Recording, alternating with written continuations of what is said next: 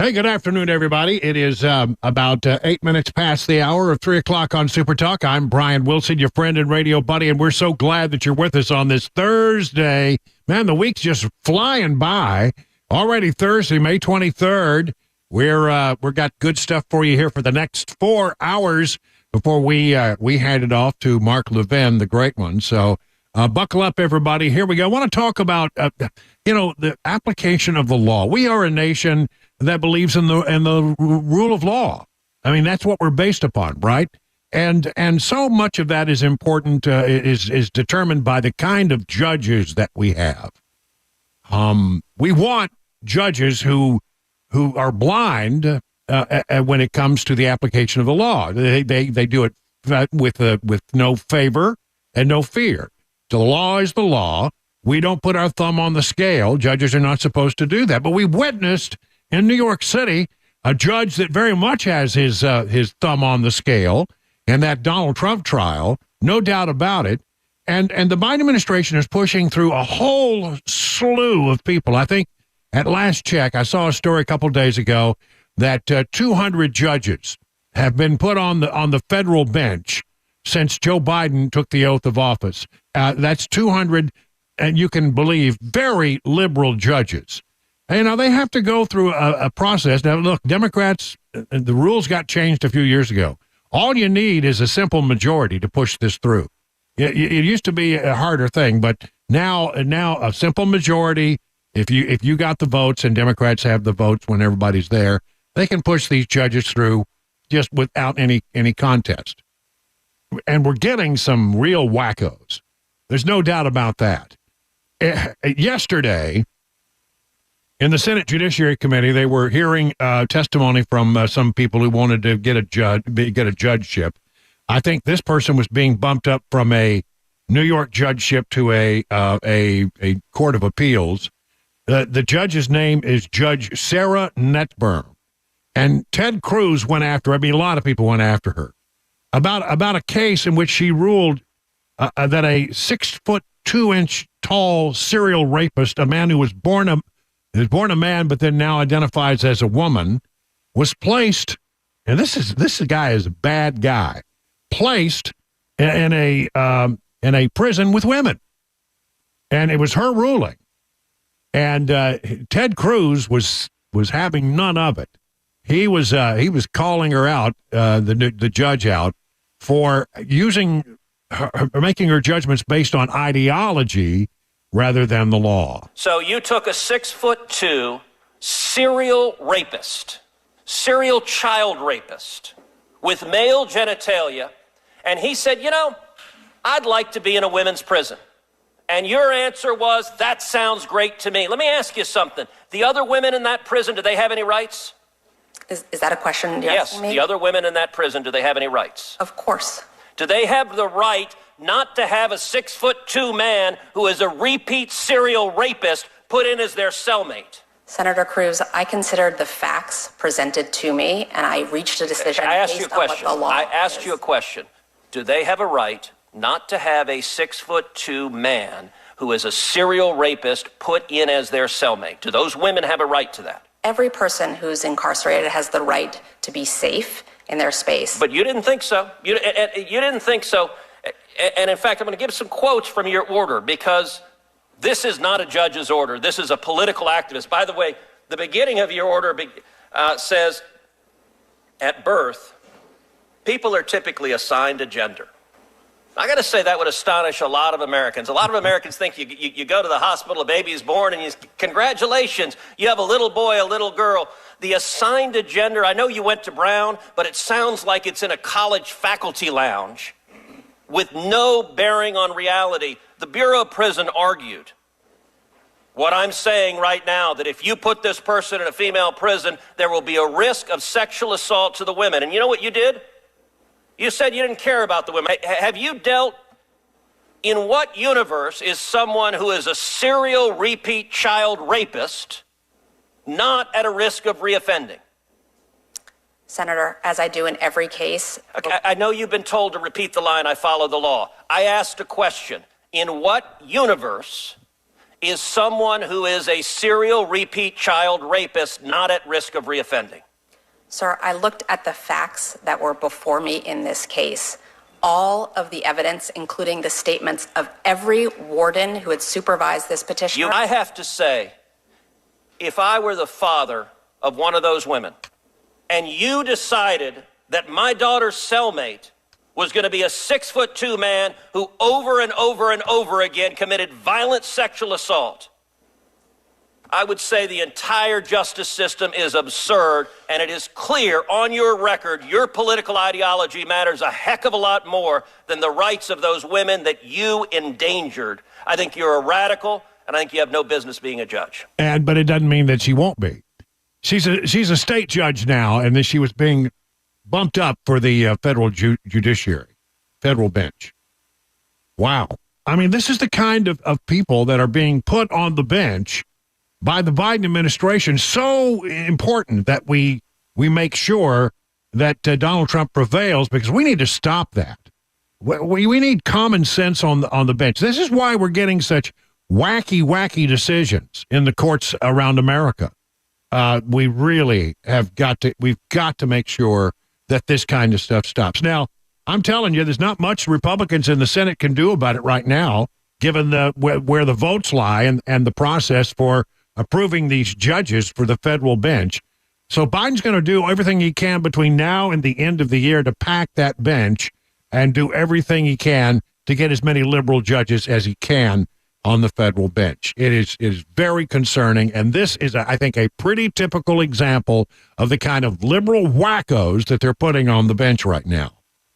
As long as we're talking about the law or the lack thereof, the Trump trial, apparently Jack Smith, the guy who's bringing the case on documents against Donald Trump, apparently his team is getting a little frustrated, it seems, with Judge Eileen Cannon, who seems to me to be a very reasonable judge, a person who is, making the right statements and saying the right things, and seems to be looking at this thing rather dispassionately with no ideology involved. But apparently that's really hacking people off. From the Daily Caller, the judge overseeing former President Donald Trump's Florida classified documents case told a prosecutor on special counsel Jack Smith's team on Wednesday to calm down. Judge Eileen Cannon reprimanded prosecutor David Harback after he expressed frustrations in response to a question about whether prosecutors maintained evidence of a meeting in August of 2022 with defense attorney Stanley Woodward, which is part of his client's bid to dismiss the indictment based on selective and vindictive prosecution. This all according to Politico. Woodward's client, Trump aide Walt Nauta, was indicted last year along with the former president. I'm going to have to ask you to calm down, Cannon said to Harback at one point. So they're getting frustrated that, you got a judge who's actually doing what a judge is supposed to do.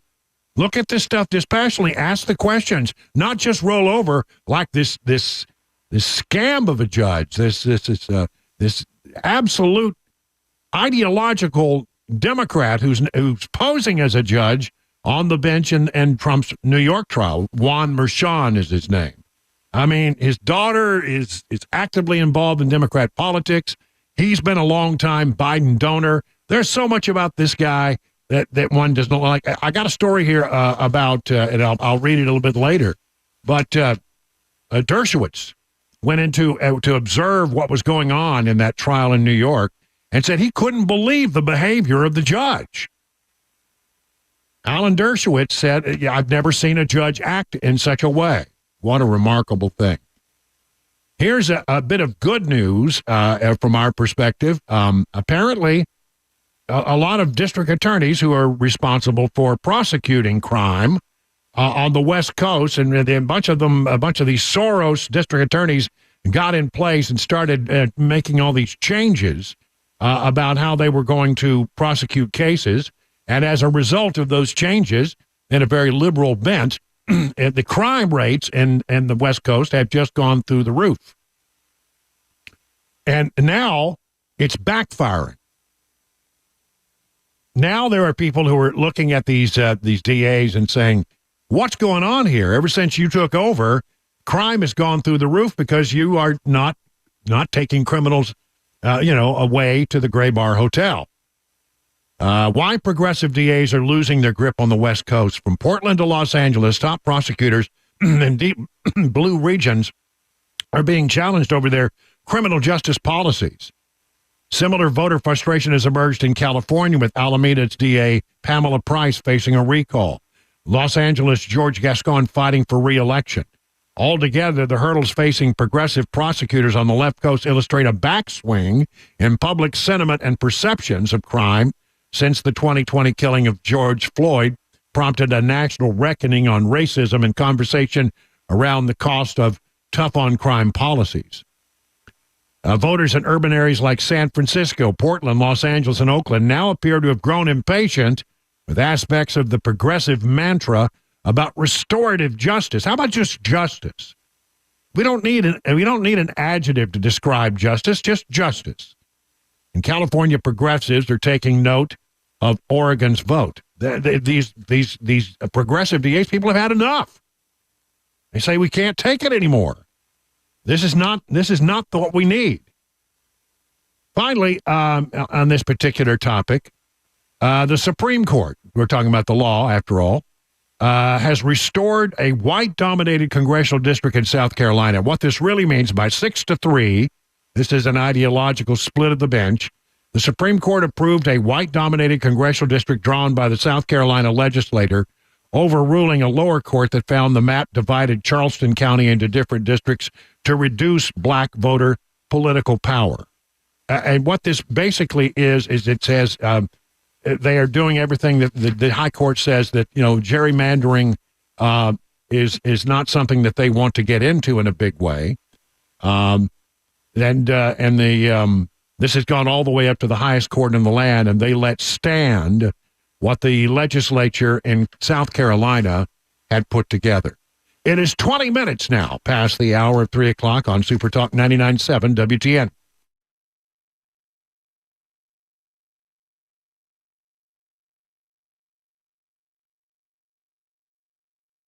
If you're in the market for a pole barn, I got to tell you about the two brothers that run Stoltz Co., two guys you need to talk to. They are known for exceptional quality, craftsmanship, and fair prices. They will build your new pole barn to your specifications with your needs in mind, and that's the Stoltz Co. difference. Pole barns, man, they can be used for a whole lot of things. You can use them for horses. You can use them for your cars. You can use it as a work barn. You can use it as a tool barn. You can actually have a barn that you live in. It's called a barn dominium, and a lot of people love them, and they're really cool.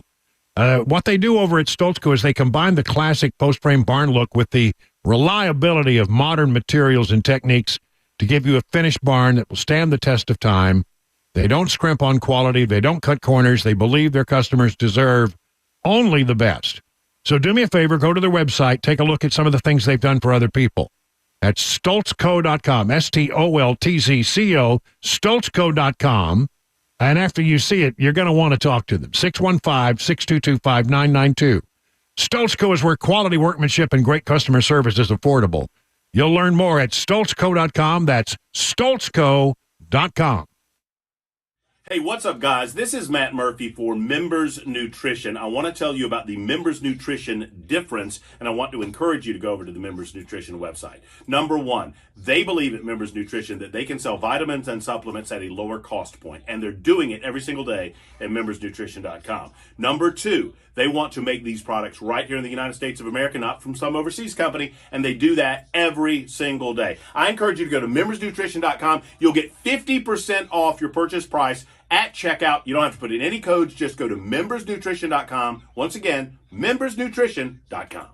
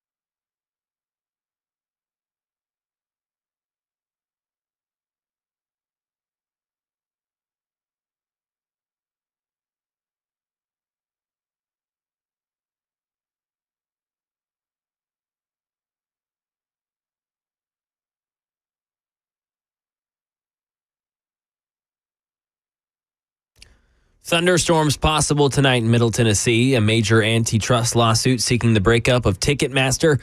A body found today behind a business in the Volunteer State. And unlicensed cannabis shops. We'll tell you all about it. 3:30 Super Talk 99.7 WTN. Hey, looky there. It's Mac Morey. He's got all your stories. He'll also be around at 5:25 for Mac Morey's wide, wacky, weird, wonderful world of sports. Yeah, I think I think that's it. I think That's we've it. settled. Boom. I think that's the name. Can you Nailed do it. it twice in a row, though? Yeah, Mac Morey's wide, wacky, weird, wonderful world of sports. Wow. Not bad. Nice. A lot of W's. I like alliteration. Same. I know. I love alliteration. I love figuring it out. Anyway, good to have you guys. Hey, I don't know. We got a big 3-day weekend coming up here. Yeah, buddy. Saturday, Sunday, and then Monday is Memorial Day, which I hope people will actually stop and remember what Memorial Day is all about, because, everybody gets that one wrong. Memorial Day is where you honor those who made the ultimate sacrifice. Right. Now, we have another day where we honor people who served in the military, past and present, and that's called Veterans Day. And that's a different thing. But, I mean, we need to remember that, freedom isn't free, and that many people have given their lives so we can have the lives that we have. And I hope we remember that.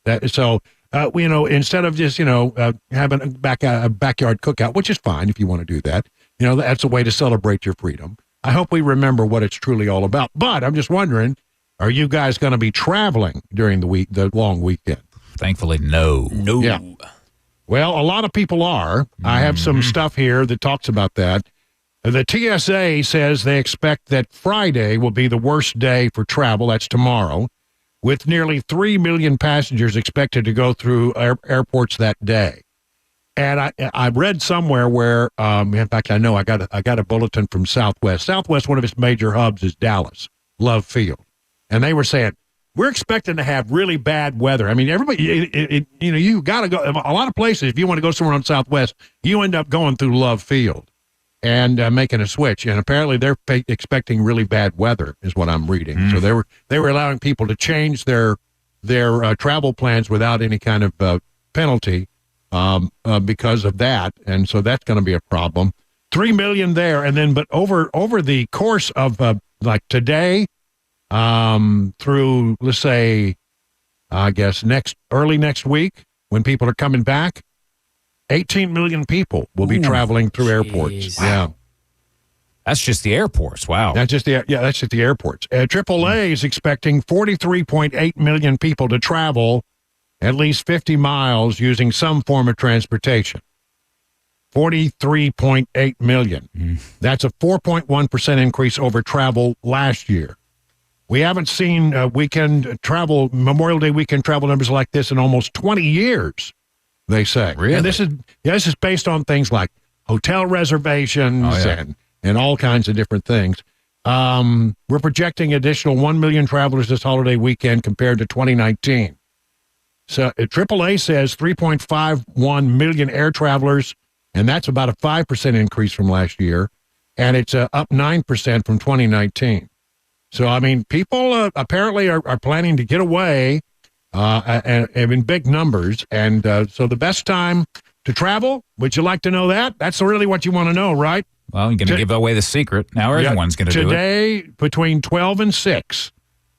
So the high point is 12 to 6. If you leave before 11, too late now, or after 7. Sorry. Yeah, Friday. Leave tonight. Leave tonight at 7. That's right. So listen to the whole drive, and then you can leave. That's right. And after, when I'm done, you can go. Yep, that's it. Yep, that's right. Friday, they say either before 11 a.m. or after 8.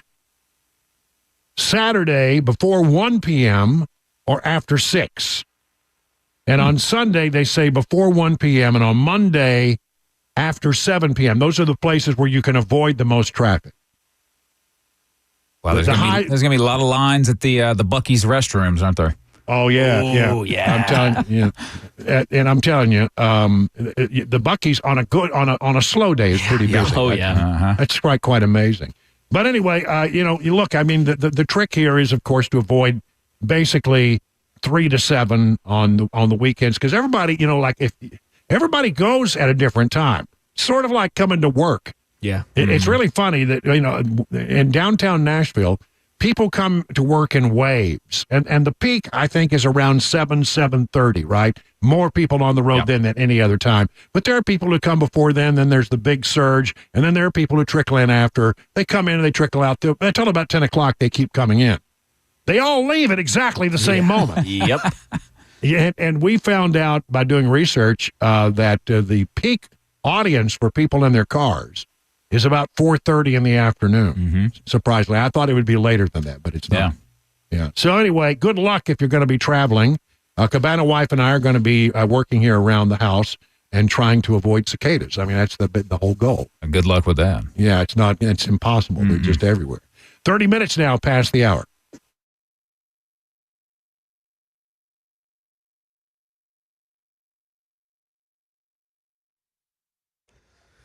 .30, I'm Mac Maury with your top stories. 81 degrees in Nashville. Storms possible tonight. Thunderstorms possible. Severe thunderstorm watch in effect for all portions of Middle Tennessee, east of Clarksville and Centerville until 8 p.m. Got a full weather forecast and a traffic report coming up in 5 minutes. The Justice Department and dozens of state attorneys generals filed a major antitrust lawsuit today seeking the breakup of Ticketmaster owner Live Nation Entertainment over what they allege is the company's unlawful dominance over the concert ticket sales industry. Karen Travers has reaction from the White House. The White House says while they do not comment on specific enforcement matters, including this move by the Justice Department and dozens of state attorneys general, President Biden strongly supports fair and robust enforcement of antitrust laws. In a statement, White House Press Secretary Karine Jean-Pierre says the administration has taken action to ban hidden junk fees, including event tickets that they say unfairly increase prices. Jean-Pierre reiterated what the president has often said, adding, quote, "The American people are tired of being played for suckers." A body found in Tennessee, a homicide investigation underway in Antioch after a body found this morning. The body was discovered in the 700 block of Bell Road behind a building that's a restaurant and a church. Police said the man's believed to be in his 20s or 30s, and gunshot wounds were found on his body. No other information has been released at this time. And a hefty fine for the owner of unlicensed cannabis shops who says he gave away free samples. Chuck Sievertson. The owner of 7 unlicensed marijuana shops in northern New York State, whose promotions included an Easter egg hunt, has been fined more than $15 million. He repeatedly ignored notices to stop operating, say state regulators. A state Supreme Court justice in Lyons, New York, imposed the fine against David Tully, calling it a clear warning to all unlicensed pot dealers. Tully owned the I'm Stuck and Weed Warehouse businesses in Cayuga, Oswego, and Wayne counties. And that is the latest news. Traffic and weather on the way. I'm Mac Maury, WTN News.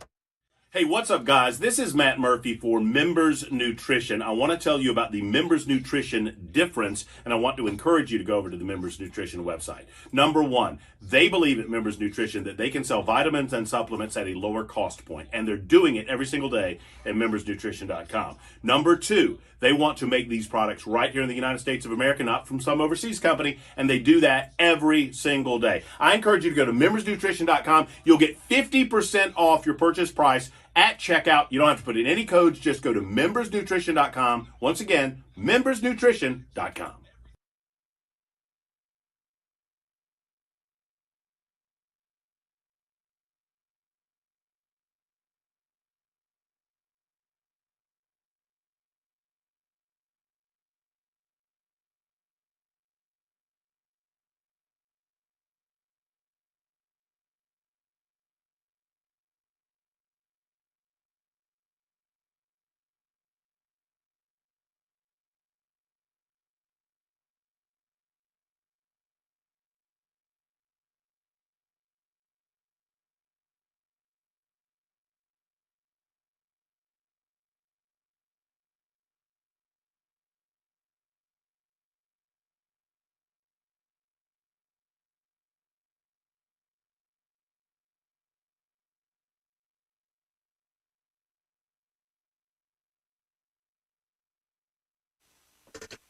Let me tell you about King & Associates Insurance in Brentwood, a good company. They've been around as an independent agency in this area for more than 25 years. That's right, independent agency. That's what you want.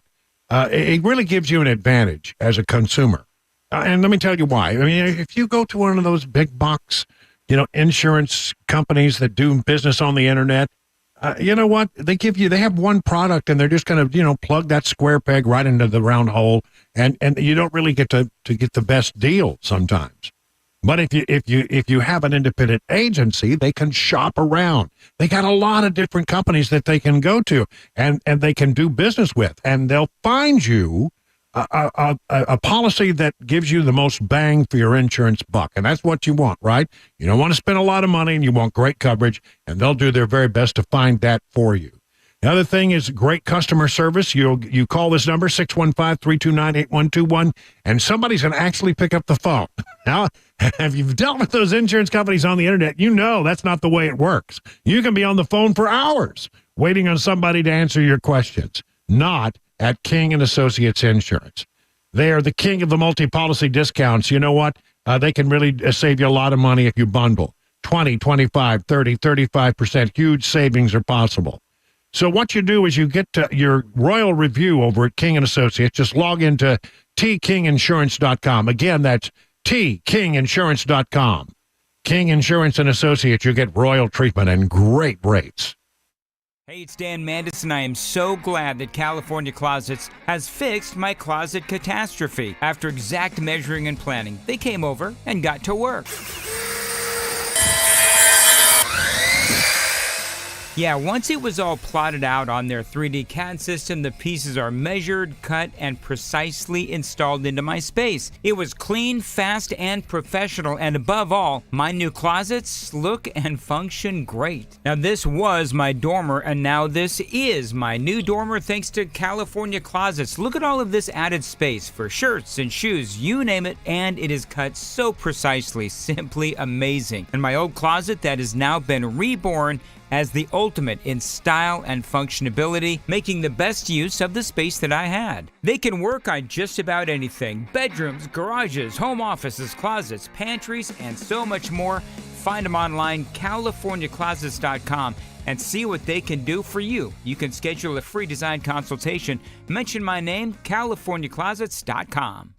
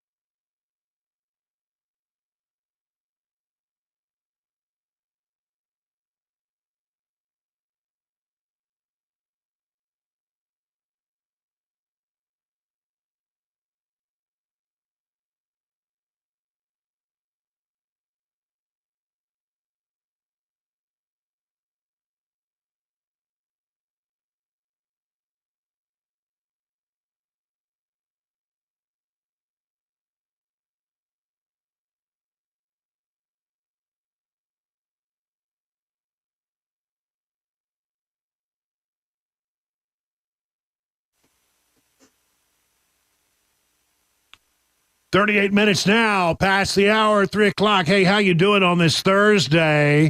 I think that we were talking about departure times. It seems like when you have a 3-day weekend, it used to be Friday was the big day. I think a lot of people take off Friday and leave on Thursday. They're trying to beat the system, and it's just causing everyone to do that, and then it's causing a whole nother round of problems.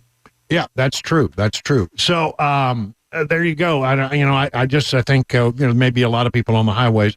Look, I don't know. Whenever I hear all this stuff about traffic, I generally still, I get out there and I travel. It's not that bad. Once you get out of a major metropolitan area, not too bad. Yeah, for the most part. It stretches out. And, that's right. I want to do some local news here, and again, I'm beginning to get real concerned about this transportation referendum that Mayor Freddie O'Connell is trying to put forward, I'm not sure about it. A lot of things that I'm beginning to have questions about, and a lot of it has to do, I think, with this bus system. One of the things that I want to hear about, and I don't think that they're talking about because they know it's going to be controversial, is they talk about, well, we're going to have rapid bus lanes, and we're going to have rapid bus transit. We're going to be able to get on a bus and quickly move around the city. But you know what that means? Unless they're going to build a bunch of new roads, which I don't think they got the money for that, they're going to be taking a lot of roadways that you and I use every day to get around the city, and they're going to repurpose them, and they're going to ban you from them, and they're going to take away those lanes and turn them into bus lanes only. And you know what that means? That means for people who need to get to Nashville in their car because they live way out in the boonies, and they make transport down into Nashville each and every day for work, they're going to find themselves in a world of hurt because the buses will be, zooming around. But if you're coming in from someplace like, I don't know, Murfreesboro, maybe you're coming in from, Mount Juliet, or you're someplace out west, you're coming into town to do, to get to your job, your place of work, you are going to still need roadways to get there. And it sounds like to me that they're going to take a lot of roadways away from vehicular traffic and reassign them to bus lanes only. And they can do that throughout all of Davidson County because that's the control that they have right now. All right, so then I read this. Nashville Bicycle and Pedestrian Advisory Committee received transit referendum briefing after a relaunch by Mayor Freddie O'Connell. Now, the bike people, quite frankly, I don't like them. I'll just be honest with you. I don't like bicycle people. They are entitled. They clog up traffic. I think they put themselves at great danger in putting bicycles and traffic together. Everybody says, well, we want to make everything safe. We want to make it a bicycle kind of city. But you're putting people at danger when you put, a ton vehicle up against, a 50-pound bicycle and its rider, so maybe 300 pounds. I'm telling you, I don't think that's a good mix. I think you're putting people at risk. And then second of all, again, every time you take away a space and make it a bicycle lane, you are limiting the vehicular traffic lanes. And it sounds like he's all in on bicycles. A Wednesday press release by O'Connell's office explained the mayor released a new map related to his Choose How You Move transportation improvement program and revealed a map of 35 miles of new and improved bicycle facilities that would be covered under his referendum. So they're going to take away your travel lanes for buses, and apparently some of your travel lanes are going to be taken up for these stinking bicycles. Listen, if you want to ride a bicycle, that's fine, but I got to tell you that again, we are taking away the way that people move around the city, as inefficient as it is, that's the way they move around the city. And you're starting to crowd out the cars and the trucks and the people who are commuting in favor of a handful of people who ride bicycles. Bicycles are, I guess, fine if you want to take a nice leisurely, ride to work and you don't live that far out. But nobody's going to commute on a bicycle if they have to go 25, 30 miles out. It's just not going to happen. This is concerning. Here it is. According to the League of American Bicyclists website, cities are evaluated on 5 criteria, including equity and accessibility. Equity. There's that name again. There's that word. And the fair and just inclusion into a society in which everyone can participate and prosper. Okay.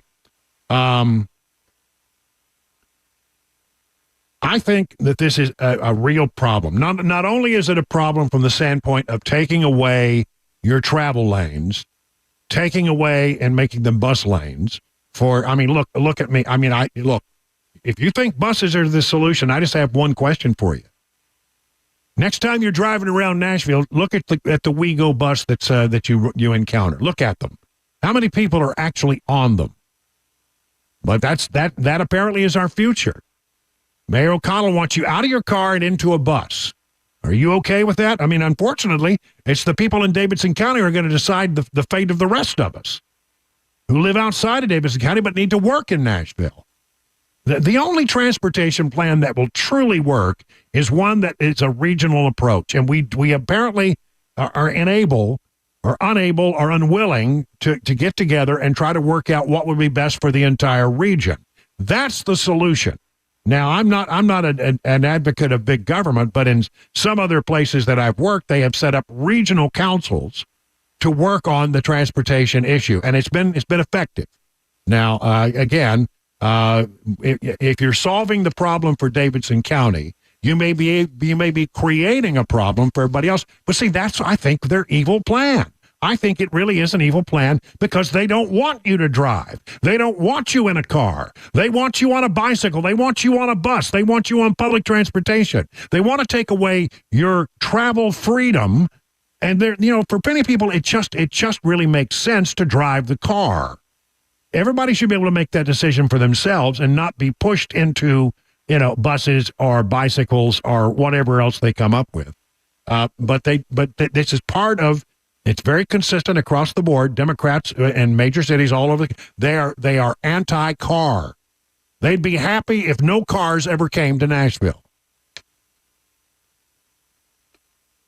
So look out for buses and bicycles. That's the solution. Buses and bicycles. That's his big referendum thing. 86 miles of sidewalk for walking, bus lanes and bicycle lanes. And the loser is people who need to drive their car.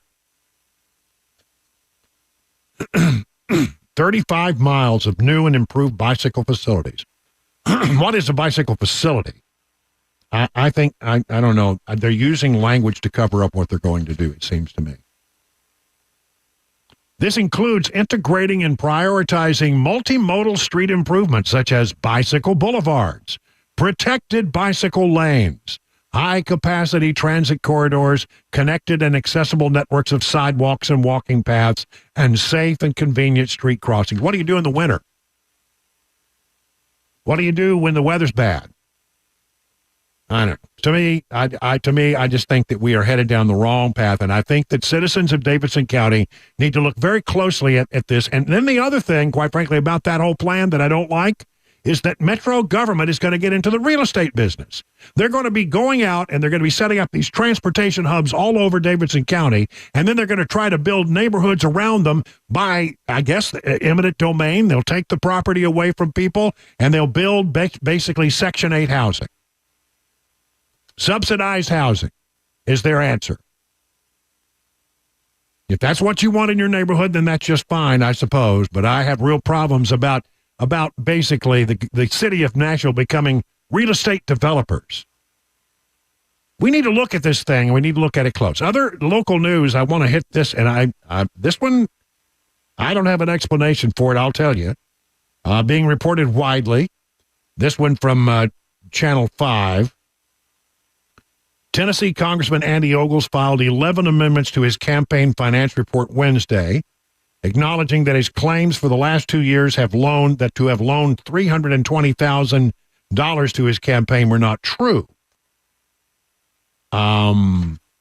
This comes less than 6 months after he was asked about whether or not his campaign reports were accurate. On the 11 amendments filed Wednesday with the Federal Election Commission revising reports dating back to 2022, Ogles says that he actually loaned his campaign $20,000 instead of the $320,000 he had previously claimed. Why? That's a pretty big mistake. That's a $300,000 mistake. Now, you either knew that you gave your campaign $320,000 or you knew you didn't. Why is this being amended this late when these things go back to 2022? We're in 2024 now. Well, people who don't like Andy Ogles, of course, pointing out that this is not the way you should do business. I agree that it's not the way you should do business, and I just wonder, what's this all about, Andy? People, when I ask questions about Andy Ogles, people who support Andy Ogles get mad, but I got to ask you, there's a big difference between $20,000 and $320,000. Do you have a good explanation for that? I know he listens to the program. I know his people listen to the program, so I'm sure he'll be in touch. And I would love to have him come on and explain how this happened, how you can make a $300,000 mistake on your FEC filings. It's a pretty good question, I think. 50 minutes now past the hour of 3 o'clock.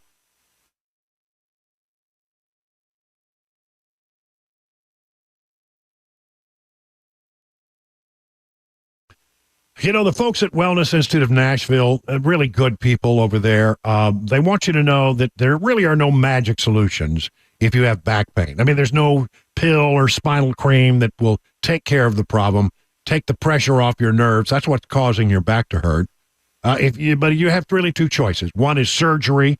The other is to undergo non-invasive spinal decompression at the Wellness Institute of Nashville. Now, I chose non-surgical spinal decompression, and it worked for me. I had problems in my lower back. I had problems in my neck, and I'm so much better since I went through the whole process. They have state-of-the-art facilities and the latest in high-tech equipment, offering non-surgical procedures. Because getting better is important, Dr. Kevin Mitchell and Dr. Ashley are offering half-off spinal decompression treatment and half-off the KT knee machine, which is sort of like spinal decompression, but it's aimed at the knee. It gently sort of elongates the knee, and then that allows the therapy to get deep within the knee. It's really quite something. And here, if you're a new patient, listen to this. You can get your exam, consultation, and first treatment. It'll only cost you $23. And I know that you've got that on you. Again, give them a call at 615-246-5009. I put my stamp of approval on the Wellness Institute of Nashville, so call them today. Again, 615-246-5009. Learn more at painisbad.com. Hey, it's Dan Mandis, and I am so glad that California Closets has fixed my closet catastrophe. After exact measuring and planning, they came over and got to work.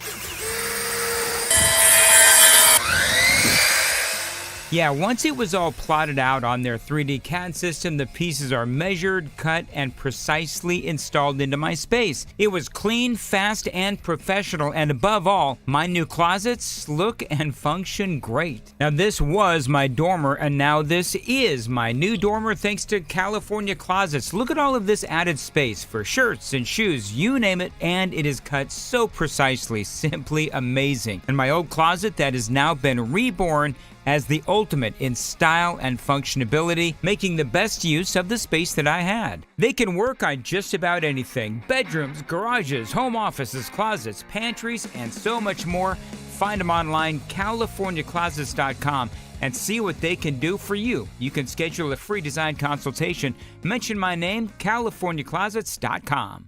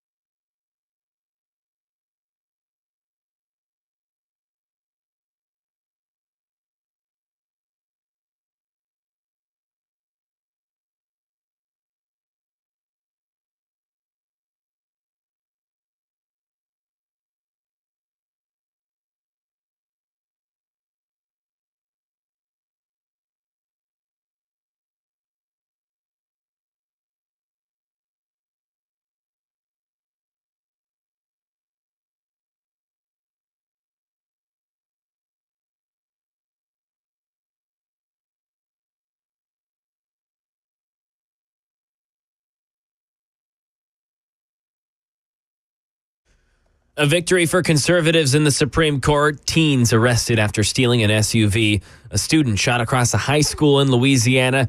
And what could be the busiest Memorial Day for travel ever is coming up. Those stories, 4 o'clock, Super Talk, 99.7 WTN. All right, thank you, Mac Maury. Looking at the markets, not a really good day on the Dow.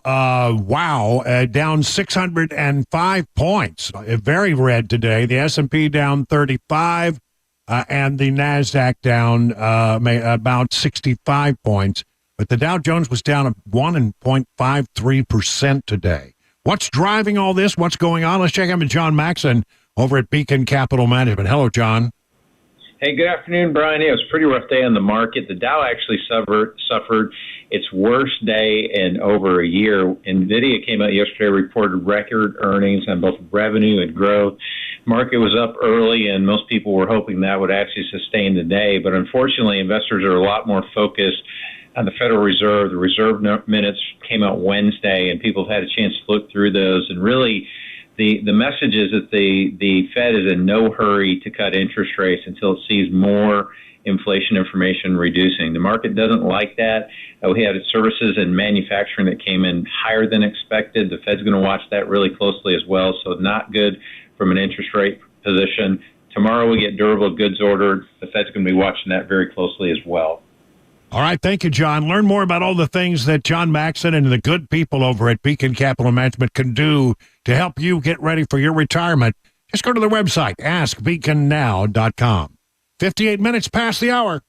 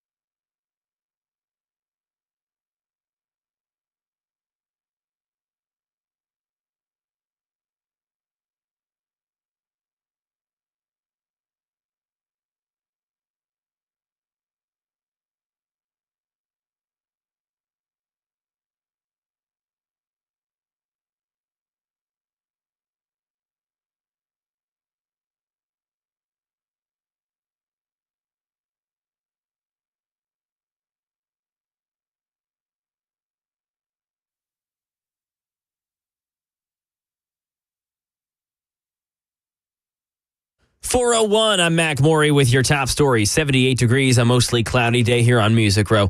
Everything east of Clarksville and Centerville in thunderstorm watch until 8 p.m. tonight. Traffic, complete weather coming up 5 minutes away. The Supreme Court delivered a victory for conservatives in a battle over congressional redistricting. The vote 6-3 with the court's liberals in dissent. Stephen Portnoy with more. The High Court says a map adopted by South Carolina's legislature can stand, even though lower courts found it unconstitutionally carved out thousands of black voters from a competitive congressional district. Conservative Justice Samuel Alito wrote, "The courts should presume that the legislature acted in good faith and was seeking to advantage Republicans and not suppress the black vote." In a lengthy dissent, liberal Justice Elena Kagan wrote that the majority is now signaling to states that they can use race as a proxy to achieve partisan ends. Crime here in Tennessee. A 15 and 16-year-old were arrested after stealing an SUV yesterday. A helicopter was deployed to following the vehicle, which was taken at gunpoint in a Nashville parking lot. The teenagers, identified as the carjackers, the 3 others in the car were interviewed and released. The teens are charged in juvenile court with carjacking. A student was shot across the street from a high school in Harvey, Louisiana today and taken to a hospital. Happened at West Jefferson High School. It happened right as they were dismissing students. Here's someone who lives in the neighborhood. No arrests made. I live across the street from the high school. Been here 21 years. Nothing like that. We've never had any trouble. These children are very respectful. And one parent said they weren't contacted by the school. They had to find out by hearsay. In a fatal shooting here in Tennessee, News 2 reports that one person is dead after a shooting in the J.C. Napier neighborhood in South Nashville. Happened just after noon today on Fane Street. Officials say an argument was in play and that the gun was, quote, accidentally discharged. That victim was shot in the chest and found in a vehicle behind a home. And travel coming up. Over 4,600 flights have been delayed in the U.S. today and over 200 canceled on this busy Memorial Day weekend getaway. Airlines expected to be the busiest ever. Alex Stone reports on the problem spots. The hardest hit airports are where afternoon thunderstorms are an issue. New York, LaGuardia, JFK, Boston, and Newark are seeing the most canceled and delayed flights. United, American, and Frontier are experiencing the most issues. Airports are busy. Shelby traveled today from Texas to North Carolina. She says it really wasn't that bad. Pretty easy so far. Friday is also expected to be busy, and then Monday for return flights. And that is the latest news, traffic, and weather on the way. I'm Mac Morey, WTN News.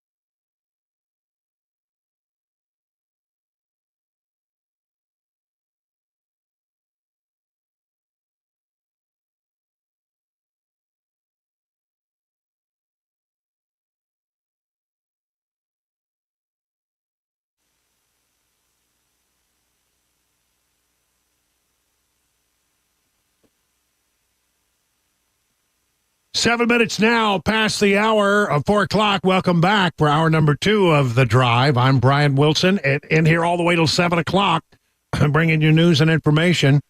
We like to do a check-in every day on where we stand with the election 2024, and I've got some new stories here that talk about not only some of the numbers, but the issues that are sort of driving what we're seeing right now.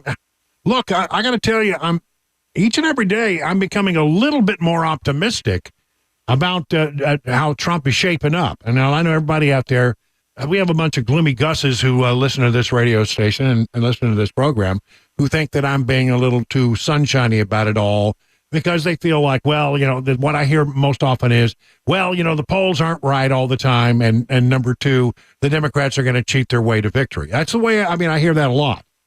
But, there really is, if you look at the traditional signs out there, there are a lot of things going on that are sort of to the advantage of Trump and to the disadvantage of President Biden. And, today Trump's doing a rally in the Bronx. Is he think he can win New York? I don't know. He seems to think that he can play in New Jersey. He can play in New York. He's hitting a lot of these places. And I think it's very interesting. Very interesting. Okay, so let me run through some of this stuff. I'll save the numbers for last. Democrat lawfare campaign against Trump backfires from the Washington Examiner. Lately, Democrats' lawfare campaign against former President Donald Trump has gone nowhere. It's gone backwards. At least that's the verdict since Trump's hush money trial in New York began. And it comes as President Joe Biden's campaign has made a concerted effort to ramp up their candidates' exposure, all to no avail. Together, these raise the question as to what else Democrats can do if their strategy of driving down Trump continues to fail to gain traction. It's hard to track all the court cases Democrats have triggered for the former president. Democrat prosecutors have brought 4 criminal cases against him, and there have been 2 civil cases. Colorado's attempt to bar Trump from the ballot prompted another court case by Trump to gain ballot access. In contrast, Trump's polling numbers during the litigation are easy to access. While they fell through the spring, since the New York case regarding the claim that Trump paid hush money to Stormy Daniels has gone on trial, Trump's numbers have gone up. According to Real Clear Politics, averaging National Post, Trump led Biden by 2.3 percentage points in a 2-way race, by 5 percentage points in a 5-way race, and 3.7 percentage points in the battleground states. Yeah, those are the averages. That's the good, the ugly, the polls all average together. But anyway, the bottom line of this whole story is that they've thrown everything they can throw at Trump in the legal arena, and it just doesn't seem to be having any impact. I think people have a fatigue about it. I think they feel like it's a little unfair, the things that are being thrown at Donald Trump. They see for what it is, not a prosecution of the law, but a persecution for political purposes. I really believe that. I really believe people see right through that stuff. So, it's not having any real impact. If that's the best that Democrats got, and remember, during all this time where his numbers have gone up, he hasn't been able to go out very often on the campaign trail. He's had to be in that courtroom because the judge ordered him to be there. He didn't really have to be there. The judge just, as I think AOC said, wanted to put like a, sort of a what do you call it, a tracking device on his ankle, an ankle bracelet. By making him say, well, you can't go anywhere. Biden has released $1 million barrels of gas from reserve to lower the prices in a brazen election bid. National Pulse. The Biden government announced Tuesday the release of 1 million barrels of gasoline from a Northeast reserve established a decade ago following Superstorm Sandy.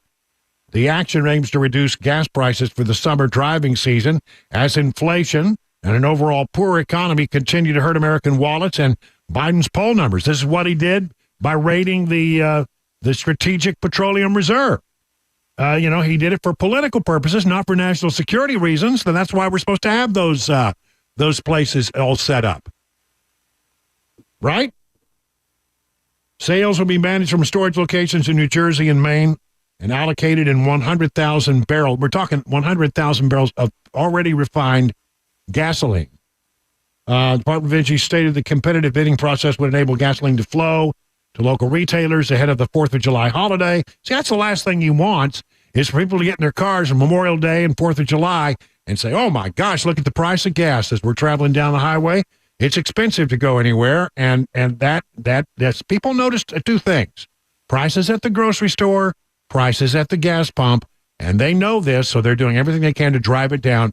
This is not what this strategic reserve is supposed to be for, but that doesn't stop the Democrats. They will use every lever of government they have at their disposal. From Colorado Democrats are focused on getting criminals to vote. They say Democrats don't care about crime, and that's a hideous slander. Of course Democrats care about crime. Rapists, murderers, and muggers eventually go to prison. A small enclosed space where there's nothing for them to do except smuggle in drugs, work out, and apparently vote. And who are they going to vote for? Well, they're going to vote for their own interest. Colorado Dems are worried about the 2024 election, so they're focused on turning out their base. This is done a little with tongue-in-cheek, can you tell? Criminals from frontpagemag.com. Coloradoans could become the first state to require county jails to set up in-person voting stations for incarcerated voters under a Democrat-backed bill that has sparked criticism that it would pose financial and logistical hurdles to already strapped sheriff offices. If passed, it could impact nearly 6,000 people who are confined waiting for trial on any given election day in Colorado's jail. That's right. They're going to set up voting booths inside of prisons and jails. Yesterday, Karine Jean-Pierre, she took out had this big old announcement about how they were going to pay off more of these student loan debts. And it's $167 billion. And by the way, it didn't really do away with the loan debt. It just transferred it over to you and me. All taxpayers will now pay for what Biden is doing to help people out. And you know, at the White House, she thought everybody would just, oh, that's great, that's fantastic. You're helping all these people who have student loans. And that's not the way it went at all for Karine Jean-Pierre. Just to put a fine point on it right now, for the 4.7 million Americans who have received this debt relief, the average, as you said at the start of this visit, was $35,000 their relief has been for. So I guess why don't those individuals who didn't receive $35,000 in debt cancellation deserve a $35,000 check from other Americans for what other means they would want to use it? Well, that's a great question. Where's my $35,000? I mean, after all, I paid for my child's college education. I paid for my own education. I did. And what about the people who, for example, decided, well, I can't afford to go to college. I don't want to take on the debt. I'll go do something else. Why should they have to now pay? And by the way, she keeps saying, oh, well, these are the people who really are desperate. You'll hear it in a moment. Very desperate. Well, I have a question for you. Why then did I see a story recently that said a good number of the people who are getting this relief already make $300,000 a year? They don't need the help. But here was her answer. You're talking about the people who didn't go to college, so they're not getting debt relief, the $35,000 that they don't get because they didn't go. We're talking about folks who are in debt who are literally being crushed. What about the rest of us out here who are literally being crushed, who can't make their bills? Well, what are you going to do to help them? Literally being crushed because they took being crushed financially.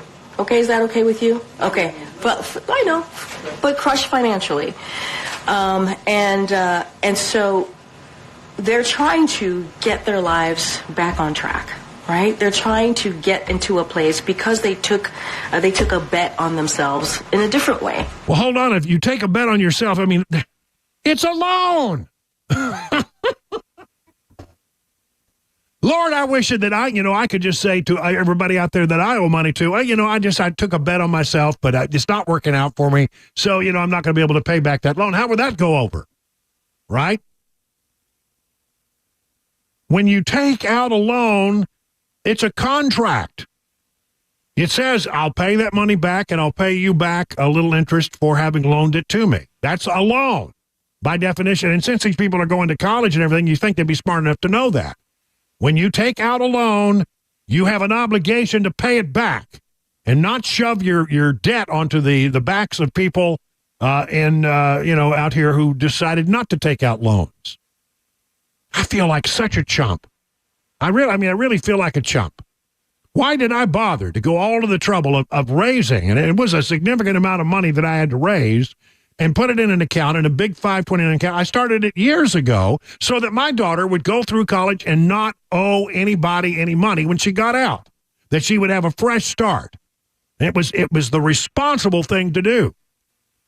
And now I feel like I'm a complete chump for having done that. Right? And betting of themselves and going to college. And some of them, it is difficult to do that, right? And I don't care that it's difficult. Life is hard. They did that. Financially, it's hurt them, and we want to give them that breathing room. Give them some breathing room. Well, what about the rest of the people out here who need some breathing room? This is a blatant political attempt to buy votes of young people because they're bleeding support of young people. Young people are getting ready to vote for Donald Trump, and they're trying to claw him back. We're going to buy him off at taxpayer expense, again, using the levers of government, using what they have at their... And I'm not even sure it's constitutional. We'll see. We'll find out about that. That one gets me going.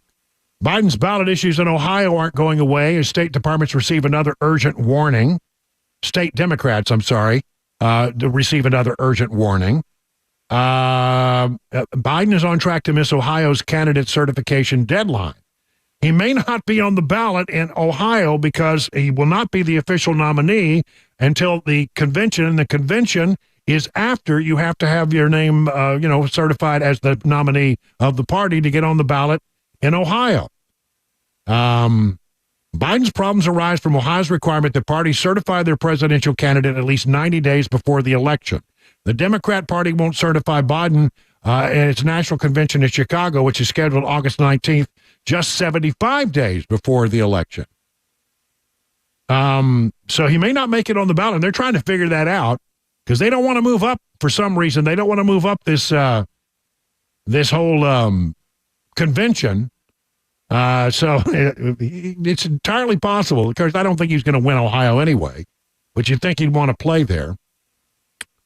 And quickly, Republicans hold a 5-point lead to keep the House majority 6 months out. Rasmussen poll found that 47% of Americans would vote Republican, 42% would vote Democrat, 10% remain undecided.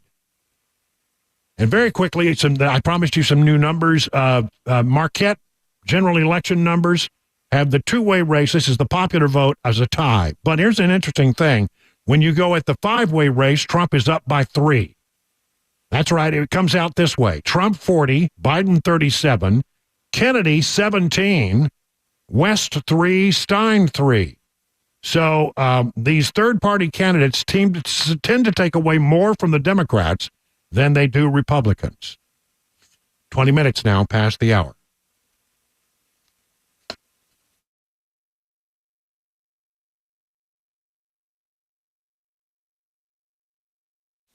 Are your retirement assets structured to minimize taxes? Might be hard to believe, but many hardworking Americans just like you could be overpaying on taxes in retirement. You may be taxed on your IRA, your 401k, any other tax-deferred retirement accounts. Beacon Capital Management is here to give you peace of mind with all that. With the threats of massive tax increases just around the corner, your nest egg could be in trouble unless you take advantage of defensive tax-saving strategies now. Defend your hard-earned retirement savings by scheduling a free retirement tax reduction analysis today. No cost, no pressure, no obligation. If you have saved more than $250,000 for retirement, don't wait any longer. Schedule your free retirement tax reduction analysis from Beacon. Just call this number. I'm going to give it to you twice. 615-488-9303. Again, 615-488-9303. Or visit AskBeaconNow.com. The Guaranteed Offer is the easiest way to sell your home. It's really simple. We bring you an all-cash offer. You close in as little as 21 days.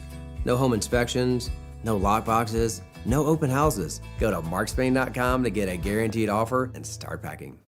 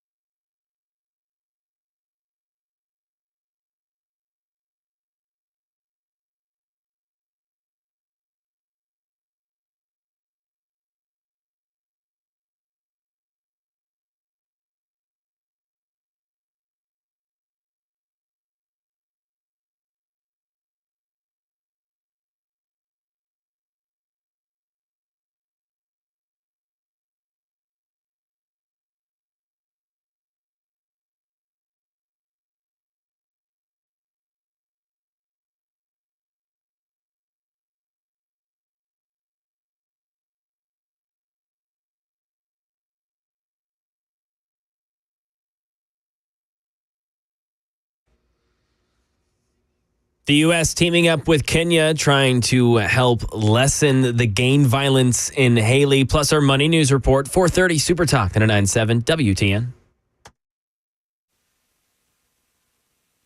It's 25 minutes now past the hour, 4 o'clock on Super Talk. Brian Wilson in the chair all the way till 7 o'clock. We're getting you news and information you could use. Thank you so much for being a listener of this program. We really appreciate you. We want to make sure you understand we never take it for granted that you come to us, and we and our sponsors appreciate your support of this radio station. I'm just feeling like a lot of gratitude today. Thank you. Let's do a border report. First of all, I'm telling you, how many times if I said on this program, you probably are tired of hearing me saying it, that my great concern about what's going on down the southern border right now is the fact that we don't know we know so little about the people who are coming into this country. I mean, even the people who get vetted, apparently, we don't know a heck of a lot about them because they're coming from countries where they don't have much paperwork. They show up and they say, I want asylum, and they say, okay, here's a piece of paper. America is that way. We'll be in contact, I don't know, 7 or 8 years from now. That's literally what we do. And it's ridiculous. It's absolute ridiculous.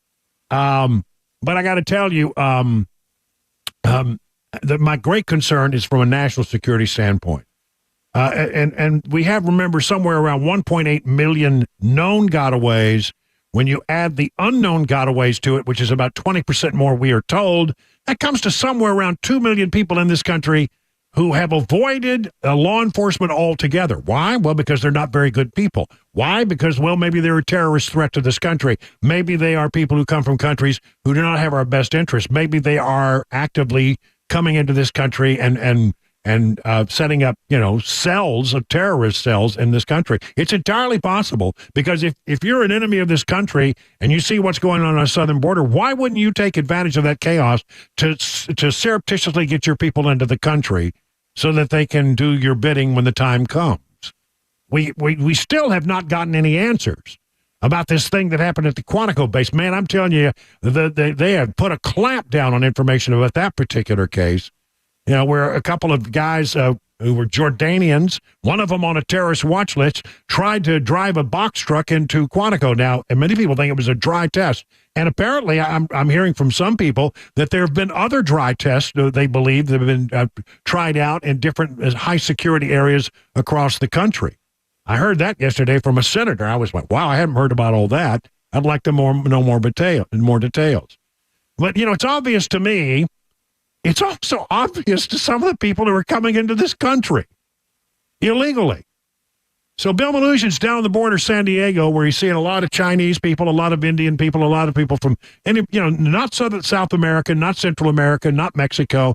A lot of people from all over the world are taking advantage of this chaos on the border to come to America. Like this guy from Turkey that it seemed like a nice fella that Bill Melugio encountered. He says, look, first of all, you want to know how much did you pay the coyotes? You're going to be shocked at that amount. And then he went on to say this really interesting thing about, you guys really need to be more careful about who you're letting into the country. It's very easy to get into the country. Listen to this. Did you have to pay a cartel? Yes. How much? Around $10,000. $10,000. Hold on a minute. Understand that every time somebody comes across the border, they're paying them outrageous amounts of money. He had to pay the guy $10,000 to escort him across the border so he could come into this country illegally and be welcomed by the open arms of the Biden administration. $10,000. That money went to the cartels. Understand that every time you do this, you are enriching the cartels. That's scary. Every person, if everybody coming across paying the cartels $10,000, then they're picking up a lot of money. They're making a ton of money, the cartels are. You're enriching the cartels by allowing this to happen. But then listen to what this guy had to say. It's just, we see it, I see it, you see it. Even the people coming across the country illegally see it. 10,000? Yes. In fact, the American people is right, completely true. Who come into this country, they don't know. Well, okay, I'm good, but how if they're not good? How they're killer, psychopath, else? No guarantee of that. Why, like no security check, no background check. No security check, no background check. You're worrying about who's crossing the border? Yes. Of course, me, because I'm like, people are not look normal. Even the guy from Turkey knows what's going on. Why can't our administration see it? 30 minutes past the hour.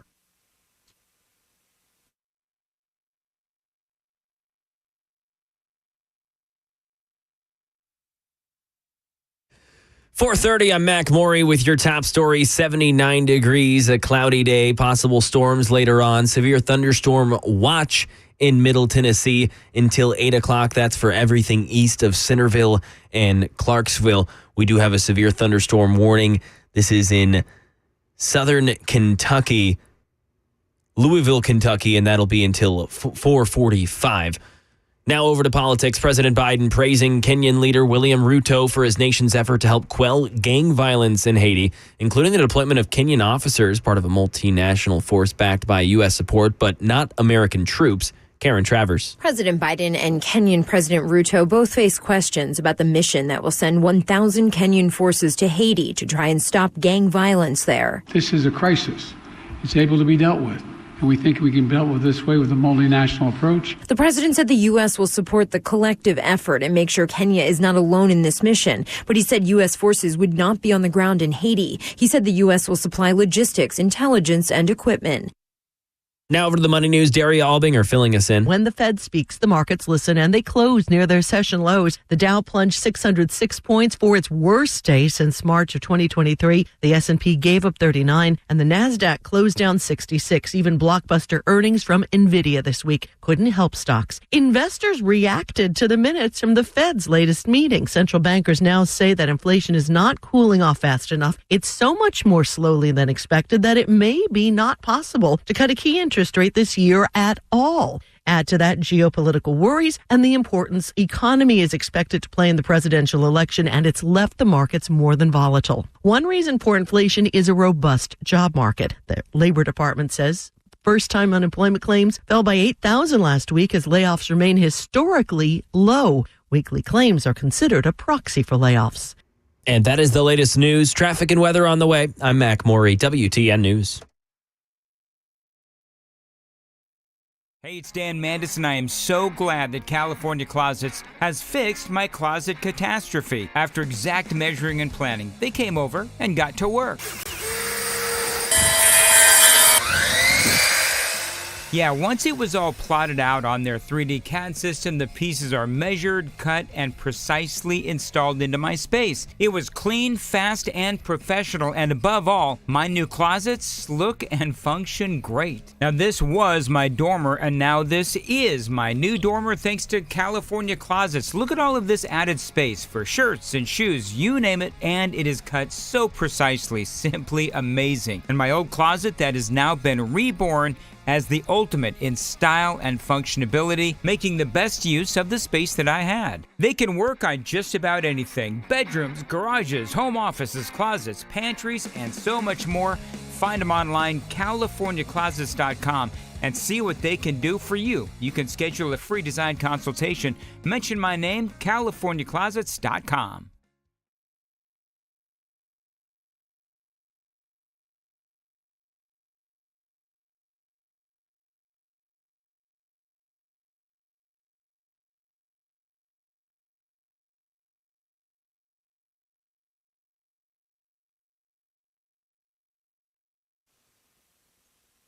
Let me tell you about the folks over at Genesis Diamonds, if I could. You know, getting engaged this spring, you might want to think about that ring a little early. Don't make her settle for one of those knockoff mass-produced rings that you find at most jewelry stores. Get to Genesis Diamonds and get her that one-of-a-kind ring she really wants from a world-class designer. Truly handcrafted rings made in the U.S., names like Tacori, Verragio, Dalsey. Other stores are not even allowed to sell these amazing brands, but you can get them all at Genesis. They've got the best brands. And because Genesis is a direct diamond importer, you get the best prices on diamonds and can choose between natural or lab-grown diamonds. You get the total package at Genesis, a one-of-a-kind ring and a great diamond at an amazing value price. Remember, unlike other stores, Genesis has no commission salespeople. The experts at Genesis are there to help you, to educate you, not to push you. Zero pressure, no pricing games. Genesis is family-owned. They have an incredible reputation, known for doing business the right way with honesty and integrity. And by the way, really great, lovely folks. Genesis Diamonds, the only jeweler I recommend for quality selection and value. You just can't beat them. Go to Green Hills or Cool Springs.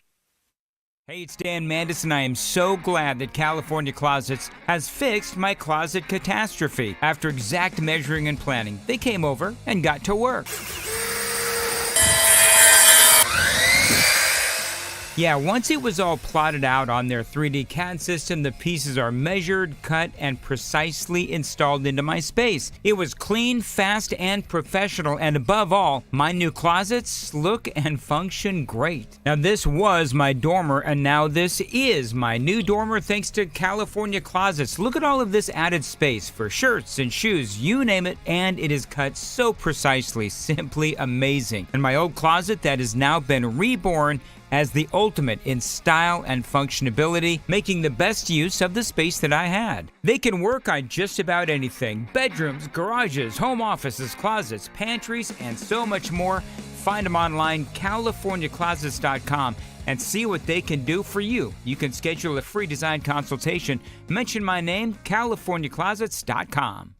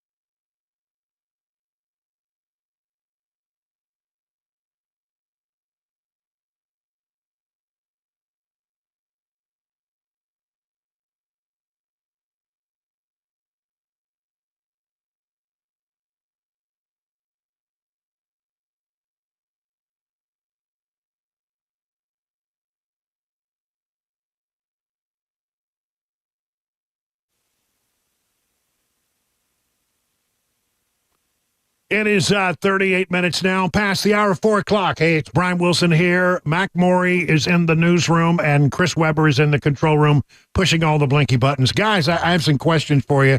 We all know that things have cost more over the last few years. Inflation got to 9% there for a while. And when that people notice that right away. But even when you have inflation that it's like 3 or 4%, which is where it is right now, sometimes, incrementally it sneaks up on you how much things have gone up. So a little quiz for you here. If I want to, Okay. I found some interesting statistics here. We're just going to talk today about fast food. Everybody needs a burger now and then. Everybody needs to get some chicken. Somebody needs to go by the Subway and get you a big Subway sandwich. And people rely on this stuff because you don't always want to cook. Everybody does it. And there's no shame in it.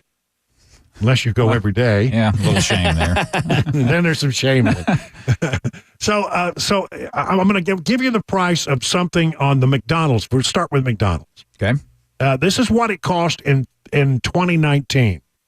A Big Mac cost you $3.99 in 2019. What would you imagine it costs you today? I'll say, go ahead, Mac. I'll let you go. I was going to say like $6.99, $7. Okay. I'm going to say, I'm going to go less. I'm going to go $5.69. Nope, both of you wrong. $8.29. Good grief. Wow. Yeah.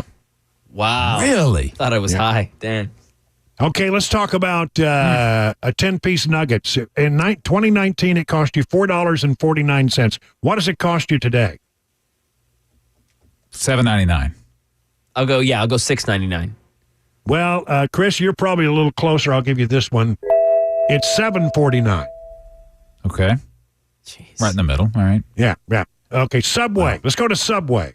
And nothing I like better than a good meatball sub at Subway, right? Mm-hmm. In 2019, a good meatball 6-inch. We're not talking about the foot long. We're talking about the 6-inch, the small one. Yeah. I mean, I go for the foot long, absolutely. But I mean, $3.75 for a 6-inch meatball marinara Subway back in 2019. What do you think it is today? $6.50. No, you're a little high. I'll say $5.59. No, $4.99. Okay. But that's still a tremendous amount. Still a lot. Now, yeah. For a half a sandwich, I grew up with the $5 footlong song. Exactly. $5 footlong. Yep. Well, a footlong was $5.50 back in 2019, and now $8.49. Wow.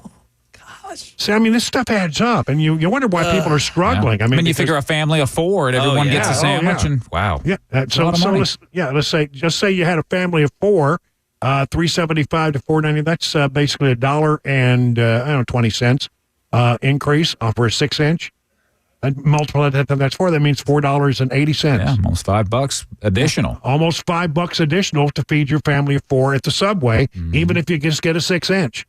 And if you got a growing teenager, you can't do that. You got to give them the foot long. Yep. All right. Let's take a run to the border. Let's go to Taco Bell.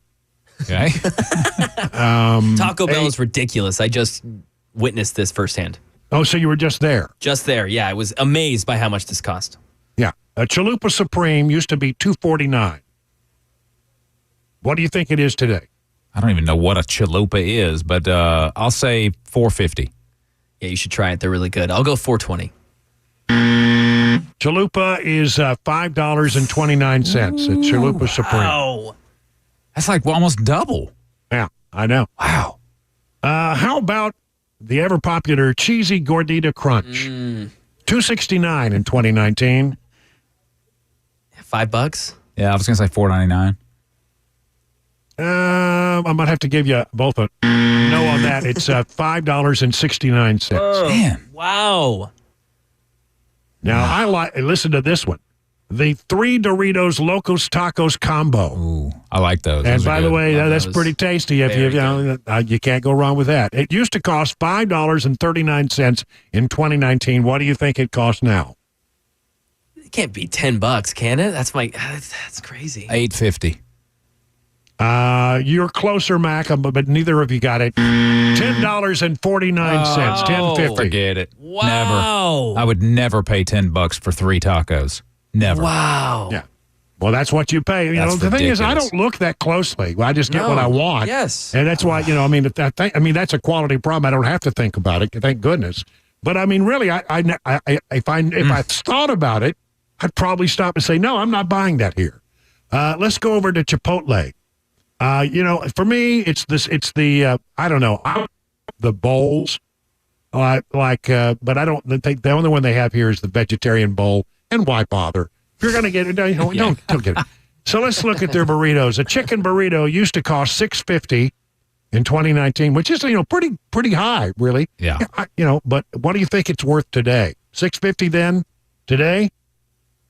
$10 easy. Yeah, I'm gonna probably more than that. I'm gonna go 11. Yeah. Okay, you both are right around it. I'll give you this one. $10.70. From $6.50 to $10.70. That's just too much. Now let's go to the steak burrito, if you don't mind. And that's without a drink, without chips. That's without your drink, without your chips, Wow. and if you want guacamole on it, it's a whole different thing. Jeez, yeah. Better break out the checkbook. Yeah, that's right. Steak burrito used to cost $7.50. What do you think it costs now? Ooh. $12. Yeah, I like that. $12. You're both pretty close. I'll give it to you, but it's only because you've learned as we've gone along. Yeah. It's $12.45. Man, nuts, man. Yeah, that's amazing. That's amazing. And so this is just one little category of how things are costing people a lot more. That and people say, "Why am I having such a hard time making ends meet?" It's because everything that you buy has gone up, and your wages haven't gone up as dramatically. Mm-hmm. But it makes you stop and think, fast food, one of the things you want about fast food is you want it quickly, right? Mm-hmm. Yep. And you want it cheap. Yep. Yeah, I mean, those are the two. Exactly. That's why you go to fast food. Something quick, something dirty, something fast and cheap. Yeah. And well, they can still do fast pretty well. Yeah. But cheap, not so much anymore. It's crazy. It is crazy. I guess I should be lucky that I don't eat out more than I do. Yeah. Because that's just ridiculous. And you go to a decent restaurant, you got to believe that the same thing is happening at a sit-down restaurant, where your food, it's costing them more, so it's got to cost you more. Yeah, that's the way it works because they're not in it for charity; they're in it to make a buck, to pay their employees and make a profit. That's what every business is in business for. Yep. And I don't understand, and again, I'm getting political here, and I don't want to drag you guys into this, but the one thing that I don't understand is how in the world, Biden says it's all about corporate greed, and it's really not about corporate greed because, these companies have to make a profit or they cease to go out of business. Just talk to the folks at Red Lobster about that. Good point. I mean, the bottom line is, it doesn't matter corporate greed, inflation, whatever you want to call it. It's still costing you, the consumer, more money, and that's what's important to you is your dollars. Yeah, and I keep looking at this and I keep saying, if we're just talking about one category here, but I mean, it's very, I think emblematic of what we're seeing writ large on our economy. Everything costs more. And we've forgotten because it comes in little increases, little dribs and drabs. You get one here, but when you look back over the period of like 3 years, you look at it and you say, "Wow, this is getting expensive to do everything." Yeah, I dream of those prices. Golly, I had an example today. I was in the grocery store and I was shopping, and there were things, I forget what it was, but it was buy one get one free. So basically, it was half price. Oh, your basic BOGO. Gotta love that. The half price was what the regular price was just a few years ago. Wow. And it's like, wait a minute, this half price is this much? That's what it was. I mean, just a few years ago, honestly. And it was just crazy to me that I'm thinking, I'm getting a deal, but I'm not really getting a deal. Not really when you consider where everything is. Well, I mean, I find that to be interesting. Anyway, I thought you guys would find that interesting. Here's a story that I'll add to that. Vast majority of Americans had their pocketbook devastated by inflation in 2023, a study finds. Oh, really? I'm surprised. I'm shocked. I'm stunned and amazed. Persistently high inflation led a large number of Americans to say that they had it made worse off in 2023. Around 65% of Americans surveyed said that inflation had made their financial situation worse in 2023. 31% said they had little or no effect. That's interesting. 31%. Who would that be? I mean, that's approximately how many people in the country identify themselves as Democrats, about 31%. I'm just saying. Inflation has continued to remain elevated under President Joe Biden, most recently measuring 3.4% in April, year over year, with prices rising 19.3% since January of 21 on average. So basically, let's talk about it. Did you get a 20% increase in pay in the last 3 years? I'll have to double check, but I'm pretty sure I did not. Yeah, no. Knowing the company you work for, I bet you didn't. No, I'm just saying, a 20% increase in 3 years. If everything on average cost you 20% more, in order to stay even, you have to make 20% more in salary. You know what the real effect of that is? Is that your purchasing power has gone down 4%. Negative 4% rather than go up 20%. So no wonder people are strapped. You know, I remember when I was just a kid, and gasoline went up to the outrageous price of 75 cents a gallon. I know. Wow. I know. It's when I was first driving. And my dad came to me and said, son, I'm going to give you a raise in your allowance. I got an allowance for mowing the yard and doing other things around the house. And I said, well, why, Dad? And he said, well, because I don't know how you're going to make it with gasoline being 75 cents a gallon. And that was shocking, to many of us back in those days. And now we're talking about, really, when you talk about gasoline, I paid $3.01 yesterday for a gallon of gas. That's cheap. Yeah, I paid $3.09 today. Dang, that's cheap. Yeah. I need to go where you guys are going. Yeah, you gotta get out of Nashville. Yeah, that's what it is. You live where? Over in Bellevue, yeah. But okay, come on. There you go, man. Yeah, 339. Yeah. Go to the cheap parts of town to fill up that car, man. I'm telling you, don't get gas up out there. A share of people who said they were doing at least okay financially declined slightly to 72% compared to 73% the year before. But, I mean, people are strapped. And again, I'll draw the political equation here. That people will talk about, well, I care about immigration, and I know a great number of people do. I do, for sure. But really, when it comes to how you vote, it's often about how you feel about your personal finances. And if you're just living paycheck to paycheck, or maybe you're having to go to the grocery store and put the groceries on credit because you don't have enough to get by, then it's costing you too much to put a roof over your head and clothes on your back and food on your plate, and you just I haven't got enough. So what do? You go to your credit card. Credit cards are maxing out, and the default rate on credit cards is going up dramatically. I forgot something. I saw the statistic the other day, but a huge number of people have maxed out their credit cards during all of this, and you say this is not working for me, and I think many people will say in November that they are ready for some kind of change, and hopefully that we can get the economy back up and percolating again. 50 minutes now past the hour of 4 o'clock.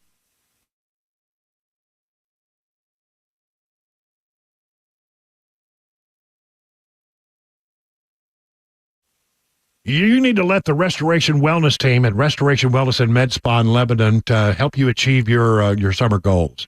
All right. I mean, I go over there to Lebanon all the time. They're the leader of weight loss management in Wilson County. Summer is, just around the corner. We've already hit temperatures in the 90s, and you're soon going to want to be in that bathing suit. You're going to be at the beach. You're going to be at the pool. You want to look your very best, right? Call the Restoration Wellness team today at 615-470-8124 or visit their website, restorationwellnessmedspa.com, to book a consult today. Now, my friends over there, Carly and Jamie, I mean, they're just lovely people, great people. You're going to love them. They will take care of you like your family. Be a part of the 1,000 patients who've already seen life-changing results from the weight loss management programs over there. Weight loss can increase your energy, improve your quality of sleep, enhance your overall health. These are customized treatment plans, not one size fits all. Restoration Wellness will consider your unique needs, your lifestyle, and your goals. So whether your goal is to lose stubborn body fat or improve your overall health, Restoration Wellness has a solution for you. It's working for me. I got to tell you, it's working for Cabana Wife. You wouldn't believe she looks great, ladies and gentlemen. Newest technology in weight loss management can be found at Restoration Wellness Med Spa. Find out more about them by going to their website, restorationwellnessmedspa.com. The guaranteed offer is the easiest way to sell your home. It's really simple. We bring you an all-cash offer. You close in as little as 21 days. No home inspections, no lockboxes, no open houses. Go to markspain.com to get a guaranteed offer and start packing.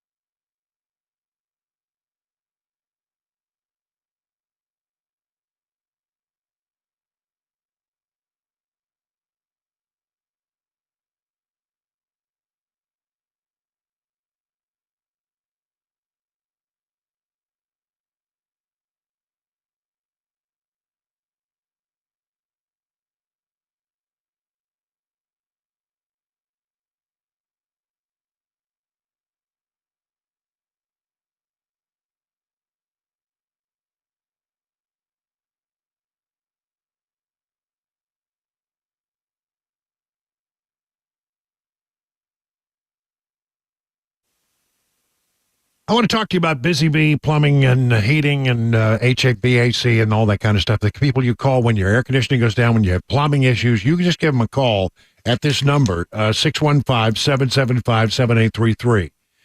You want to become a member of the Beehive Club. This is really a good deal for you. It starts at $99, and for that, you'll get a lot.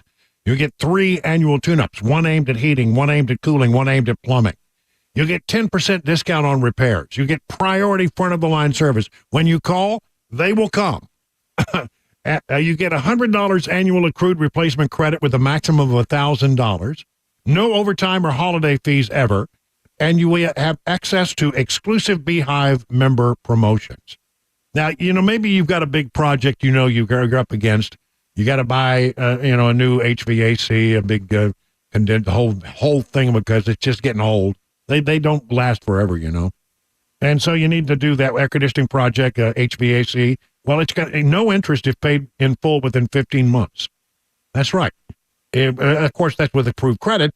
Plumbing projects, you have 18 months, 0% financing. That's a good deal. Busy Bee Plumbing, Heating, and Cooling is your official Rude Pro partner. For satisfaction guaranteed, call Busy Bee Plumbing, Heating, and Cooling, 615-775-7833, online at busybeehvac.com.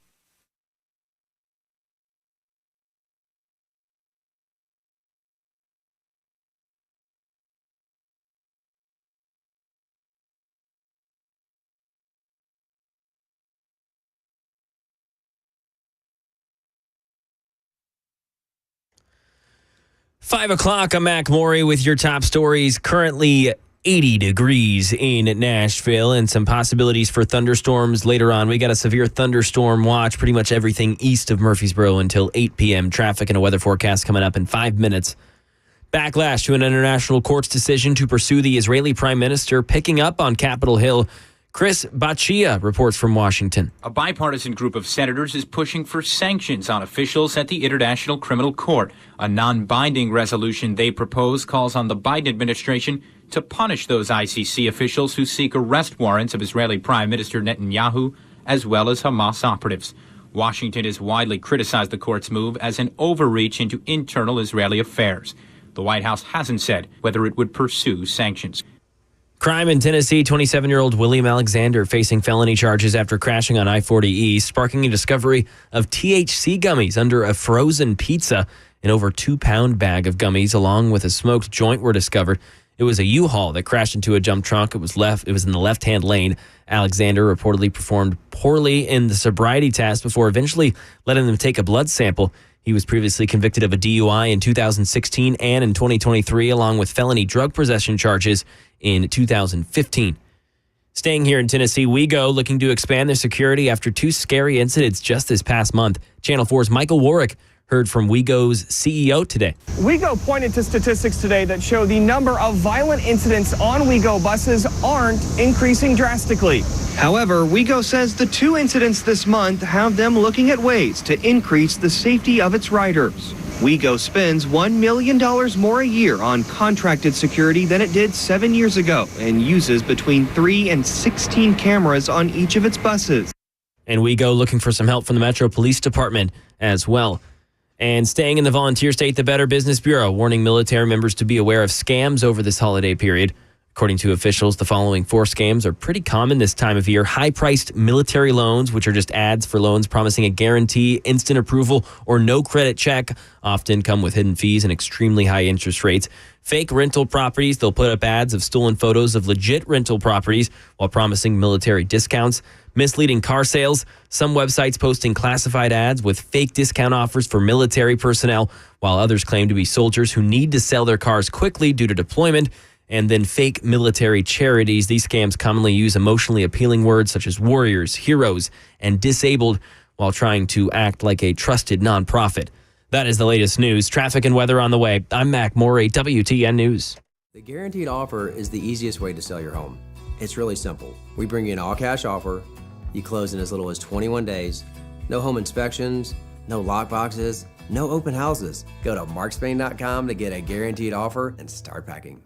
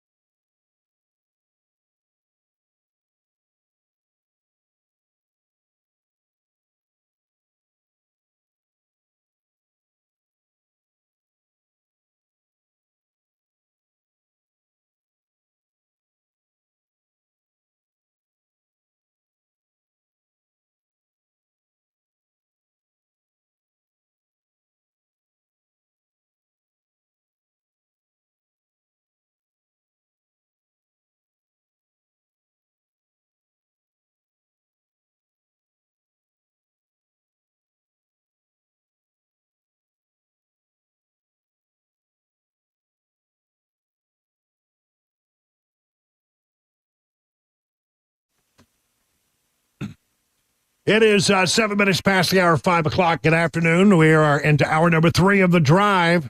That's right. We give you 4 hours of quality radio, news and opinion. A little bit of news, a little bit of opinion, a little bit of this, that, a little seltzer down your pants. What is it? It's a little song, a little dance, a little seltzer down your pants, whatever. We give it all to you. Hey, listen, we're glad you're with us here on this Thursday. I see where some storms are moving out of our area. We've had some rain. I mean, it's right now beautiful and sunshiny and bright skies. Yeah, very nice here, too. 82 degrees in bucolic Watertown. I see some storms to the north. I see some storms to the east of us, but they seem to be moving out and rain, nothing more so far. Yep. I think we're all good here in the middle part of the state anyway. I think we're going to be just fine. And this, a lot of people are now, I think really, we need to start talking about it. I think with the Memorial Day weekend, the 3-day weekend ahead of us, I think a lot of people are now beginning to head out today, heading to the airports, heading out on highways and byways, across the river. That's for Thanksgiving, across the river and through the woods. But they're going and they're getting in the cars. And a lot of people traveling. I had some numbers. I'll get to them again in a little bit. But it's astonishing how many people are going to be moving around. They say it's going to be more traffic this Memorial Day holiday weekend than they've had in many, many, many years. Maybe it may break all-time records. Glad I'm staying home. Yeah, me too. I'm going to stay home. Me and the bulldog going to hang out by the pool. And Cabetta wife, too. She can hang out with me. I didn't mean to leave her out. Of you. Me and the wife and the bulldog going to hang out at the pool. How's that? I got that right. I got to keep I'll be getting a text now, any moment now, from the home office. I want to talk about some things that are very concerning to me. One of them has to do with what we're doing in this country right now and the kinds of people we're putting on the federal bench. There was a story came out the other day that the Biden administration was celebrating the fact that they have put 200 new judges on the federal bench. 200. They're having an impact. Now, when we were in control of the White House, we did the same thing.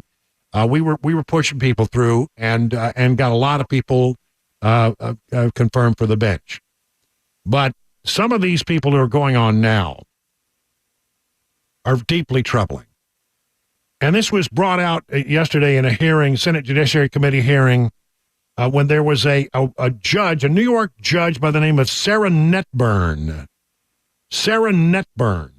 She serves as a state judge, and she was being they had nominated her for the federal bench as a federal judge. And this woman should not be allowed to be in a courtroom at all. I mean, what we want in a courtroom is somebody who makes good, fair decisions, doesn't put their thumb on the scale, just somebody who's out there to make good legal decisions based on the law. We believe in the rule of law here. Not somebody who comes in and uses the bench for their ideological beliefs. This woman is an ideologue and should never be on the bench at all. And Ted Cruz, dear Lord, let me just say to you, you don't ever want to be on the receiving end of a withering cross-examination by Ted Cruz. He's brutal, but he's right. He raised questions about this particular judge and one case involving a 6'2" serial rapist who was born a man, has the genitalia of a man, and is now, in a woman's prison because of the ruling of this judge. It doesn't make any sense at all. Listen to how that went down yesterday. It's pretty compelling stuff. So you took a 6'2" serial rapist, serial child rapist with male genitalia, and he said, I'd like to be in a women's prison. And your answer was, that sounds great to me. Let me ask you something. The other women in that prison, do they have any rights? Is that a question you're asking me? Yes, the other women in that prison, do they have any rights? Of course. Do they have the right not to have a 6'2" man who is a repeat serial rapist put in as their cellmate? Senator Cruz, I considered the facts presented to me, and I reached a decision based on what the law I asked you a question. Do they have a right not to have a 6'2" man who is a serial rapist put in as their cellmate? Do those women have a right to that? Every person who's incarcerated has the right to be safe in their space. But you didn't think so. You didn't think so. And in fact, I'm going to give some quotes from your order because this is not a judge's order. This is a political activist. By the way, the beginning of your order says, at birth, people are typically assigned a gender. I got to say that would astonish a lot of Americans. A lot of Americans think you go to the hospital, a baby is born, and congratulations, you have a little boy, a little girl. The assigned a gender, I know you went to Brown, but it sounds like it's in a college faculty lounge with no bearing on reality. The Bureau of Prison argued what I'm saying right now, that if you put this person in a female prison, there will be a risk of sexual assault to the women. And you know what you did? You said you didn't care about the women. Have you dealt in what universe is someone who is a serial repeat child rapist not at a risk of reoffending? Senator, as I do in every case. Okay, I know you've been told to repeat the line, I follow the law. I asked a question. In what universe is someone who is a serial repeat child rapist not at risk of reoffending? Sir, I looked at the facts that were before me in this case. All of the evidence, including the statements of every warden who had supervised this petitioner. I have to say, if I were the father of one of those women, and you decided that my daughter's cellmate was going to be a 6'2" man who over and over and over again committed violent sexual assault, I would say the entire justice system is absurd, and it is clear on your record your political ideology matters a heck of a lot more than the rights of those women that you endangered. I think you're a radical, and I think you have no business being a judge. Well, and I agree. I mean, in what world? He said, in what universe is this okay? That's a great question. I can't think of a universe where that's okay. So out of whack with mainstream thought in America, an ideologue who pushing an agenda. That's what that's all about. And we wonder, why we get such squirrely rulings from the federal bench these days. Because we're putting people like this on the federal bench. This woman will be confirmed. That's the sad thing about it. The way it works right now in the United States Senate, this person will be confirmed. And will serve on the federal bench.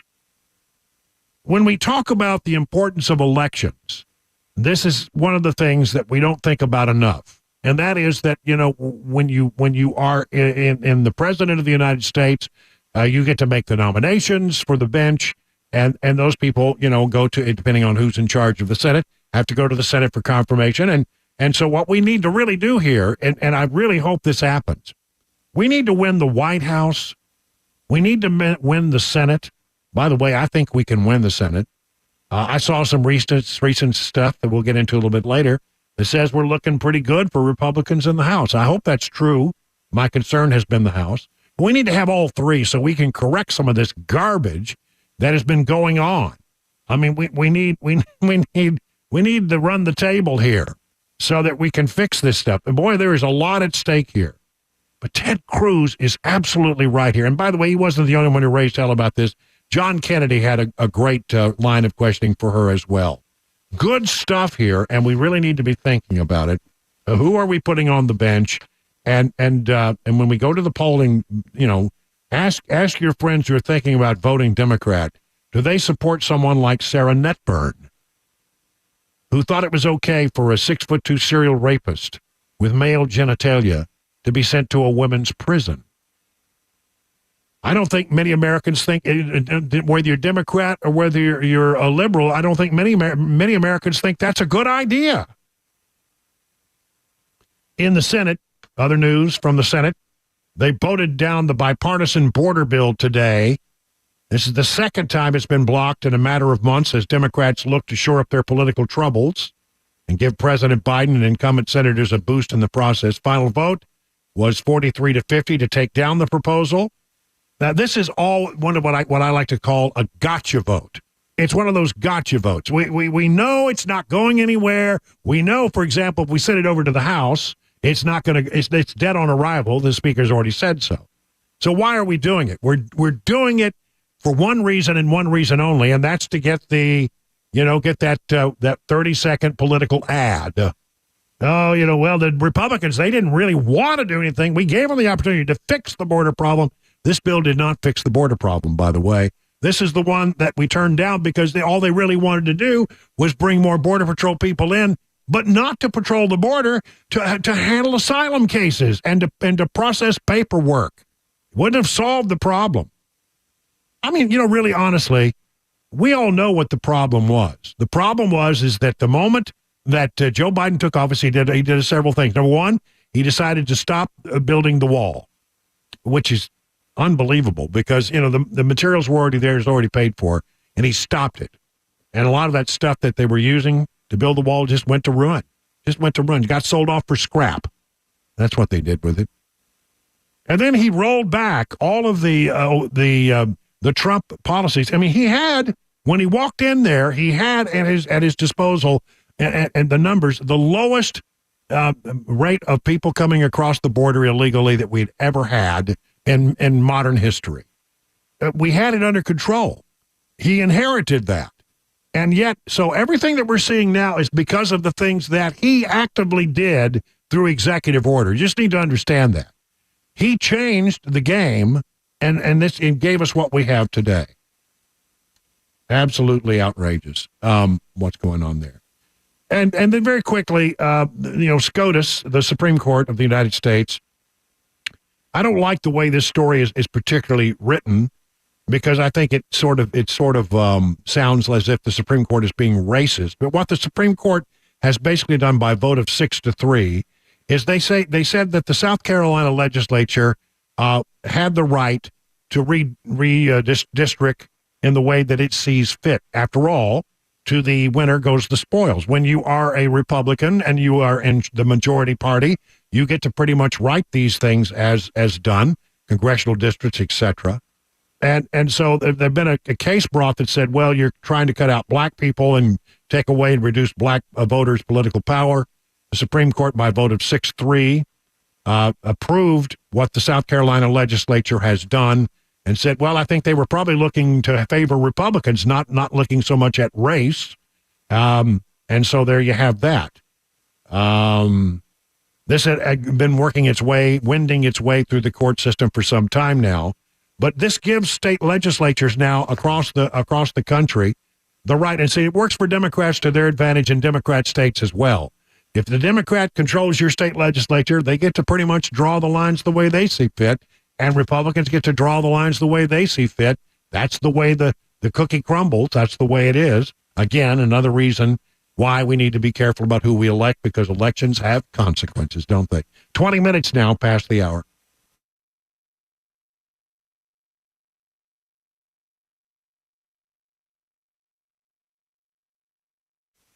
The chairman of the Federal Reserve has said that we're on an unsustainable fiscal path, that we aren't going to pay off the $34 trillion debt anytime soon. You know what they'll do? That's what they always do. They'll print money to pay interest on the debt and weaken and debase the U.S. dollar.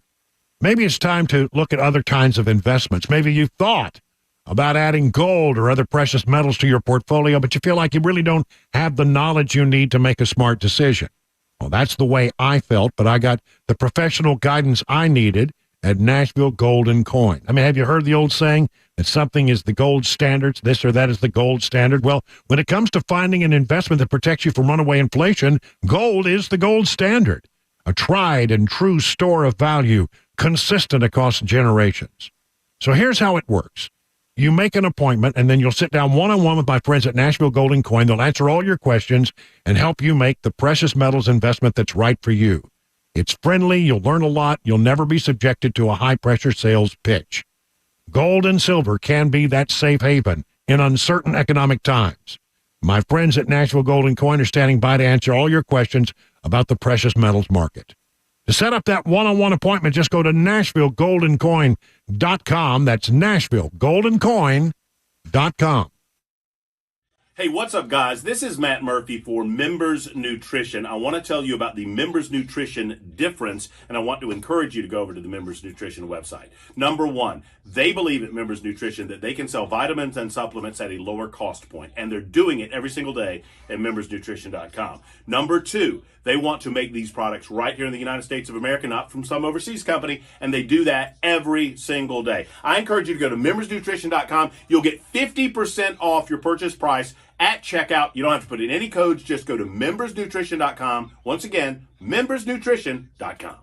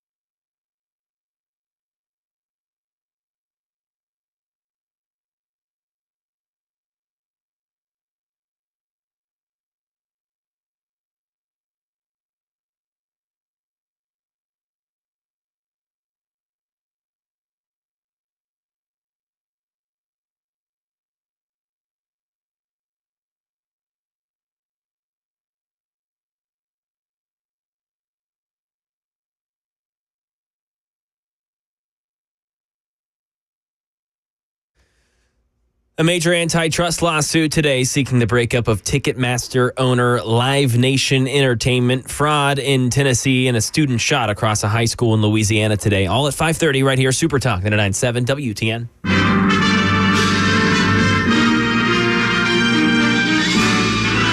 Spanning the globe to bring you the constant variety of sport, the thrill of victory, and the agony of defeat. My feet are in agony, too.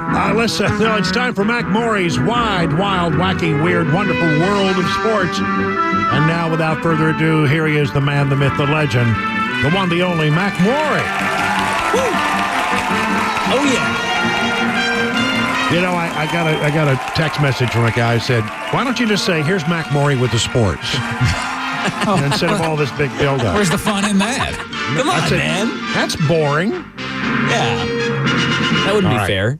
No, it wouldn't be fun. You look forward to the big, it's your great moment. It's your standout award-winning segment. It hasn't won any awards really, but it should. Awards should in your win hearts. awards. Awards in your hearts. That's for sure. So what you got for us today? Talking about the new Nissan Stadium. Construction is off and running on the east bank of the Cumberland River. Set to open 2027, and they have what's called the Titans House that is opened up or set to open up soon in Germantown.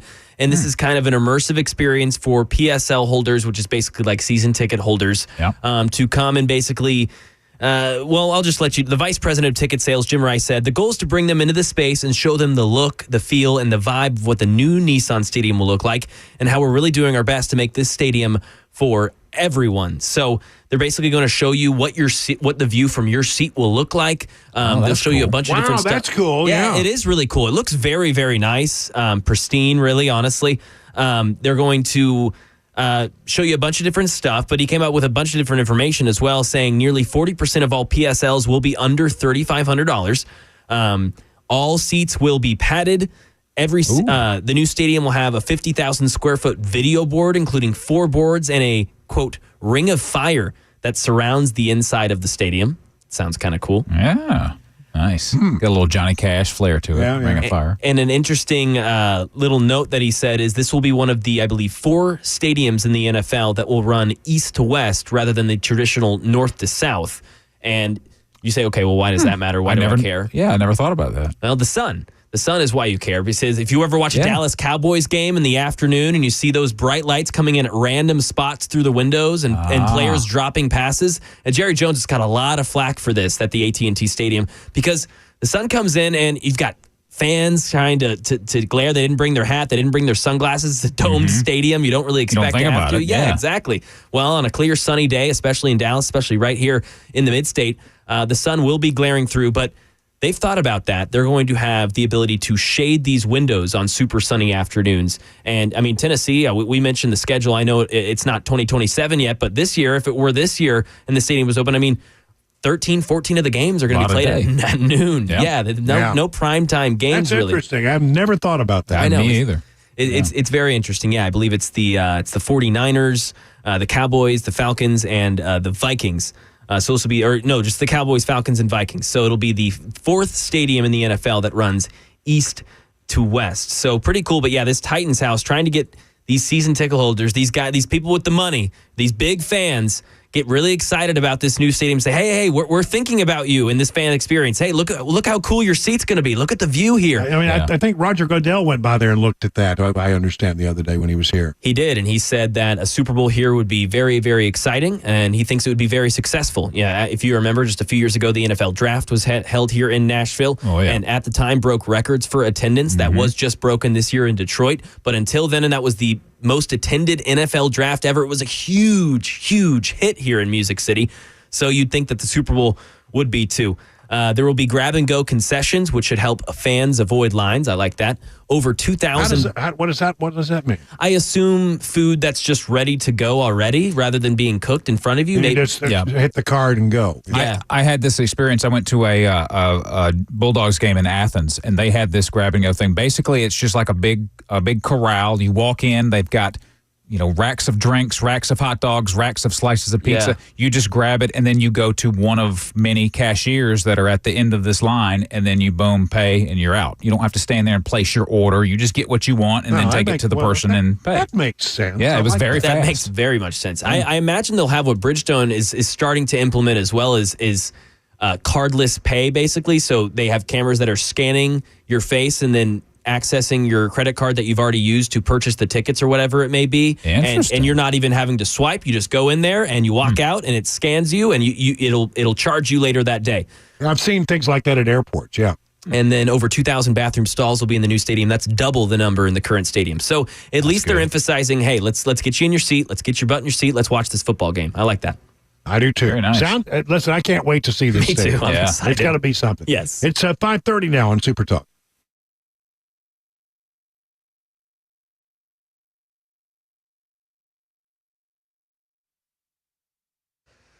.531, I'm Mac Maury with your top story. 78 degrees and sunny currently in Nashville. A traffic report and a weather forecast in 5 minutes. The Justice Department and dozens of state attorneys generals filed a major antitrust lawsuit today seeking the breakup of Ticketmaster owner Live Nation Entertainment over what they allege is the company's unlawful dominance over the concert ticket sales industry. Here's Karen Travers. The White House says while they do not comment on specific enforcement matters, including this move by the Justice Department and dozens of state attorneys general, President Biden strongly supports fair and robust enforcement of antitrust laws. In a statement, White House Press Secretary Karine Jean-Pierre says the administration has taken action to ban hidden junk fees, including event tickets that they say unfairly increase prices. Jean-Pierre reiterated what the president has often said, adding, quote, "The American people are tired of being played for suckers." And fraud in Tennessee. News 2 reports that Johnny Brooks and Ashley Harrell have been charged for Medicaid fraud. TBI began investigating in June of last year. They found that the two submitted fraudulent information to obtain payment for caregiver services that were never provided. Both booked into the Coffee County Jail, each on a $15,000 bond. A student shot across the street from a high school in Harvey, Louisiana today and taken to a hospital. It happened as West Jefferson High School was dismissing students. Here's someone who lives in the neighborhood.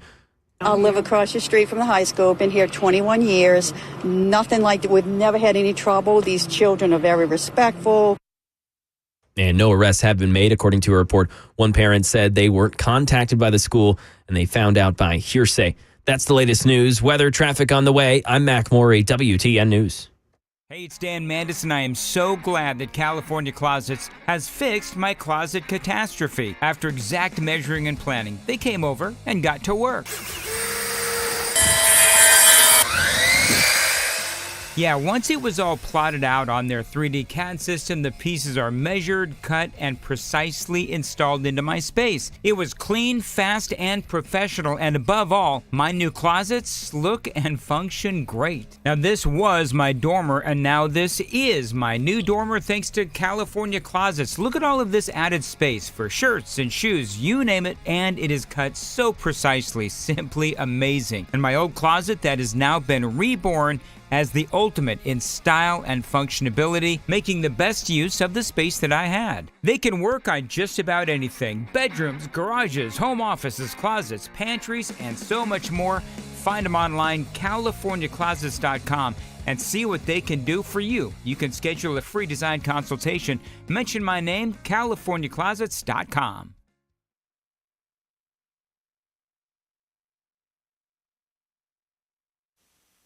Have you noticed how unreliable things have become these days? You know, they're like you're doing business with somebody and they say, hey, the thing that you want will be ready at 4 o'clock. And you get there and you're disappointed because guess what? It's not ready. Well, listen, if you've had it with unreliable vehicle repair shops, why don't you try Eurofix? Eurofix turns unreliable into reliable. Eurofix will have your vehicle ready when they say it will be ready. You can count on that. Eurofix repairs all European cars with quality that beats the dealer without dealer pricing. That's because dealer repair shops are designed to pay virtually all of a dealership's overhead, and that's a lot of money. Why would you want to pay for that? At Eurofix, reliable means a 3-year nationwide warranty, plus a free loaner car with every repair appointment. Make sure you call ahead as loaner cars are very popular. If you're tired of unreliable vehicle repair shops, why don't you come where it is reliable? Eurofix, family-owned for some 24 years. Call 844-EUROFIX or visit myEurofix.com. That's myEurofix.com. Hey, what's up, guys? This is Matt Murphy for Members Nutrition. I want to tell you about the Members Nutrition difference, and I want to encourage you to go over to the Members Nutrition website. Number one, they believe at Members Nutrition that they can sell vitamins and supplements at a lower cost point, and they're doing it every single day at membersnutrition.com. Number two, they want to make these products right here in the United States of America, not from some overseas company, and they do that every single day. I encourage you to go to membersnutrition.com. You'll get 50% off your purchase price at checkout. You don't have to put in any codes. Just go to membersnutrition.com. Once again, membersnutrition.com.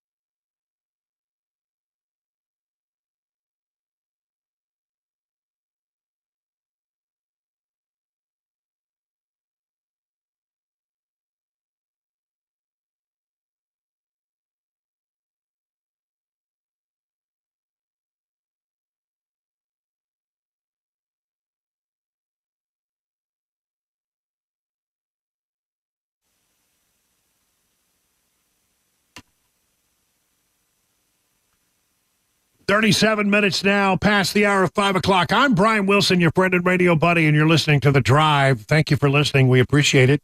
Headed in, this is Friday Eve. I heard that Matt Murphy doesn't like the term Friday Eve. He's a little testy when it comes to that sort of thing. Apparently so. Apparently he was very testy today. I heard. I don't know. I don't know what's going on with that. But one way or the other, I'll tell you. I think it really is becoming a thing where. It used to be you'd had a getaway Friday on a 3-day weekend and people would maybe take Friday off. I think people are leaving out on Thursdays now. Yeah, I agree. I think a lot of people do. Between now and like next Monday, the airport's going to be a zoo and the traffic's going to be a little heavier as people apparently, and we'll get into all the details of it a little bit later, but I mean, people are really going to travel this Memorial Day weekend. I mean, in big ways, according to AAA. So be apprised. Yep. Yeah.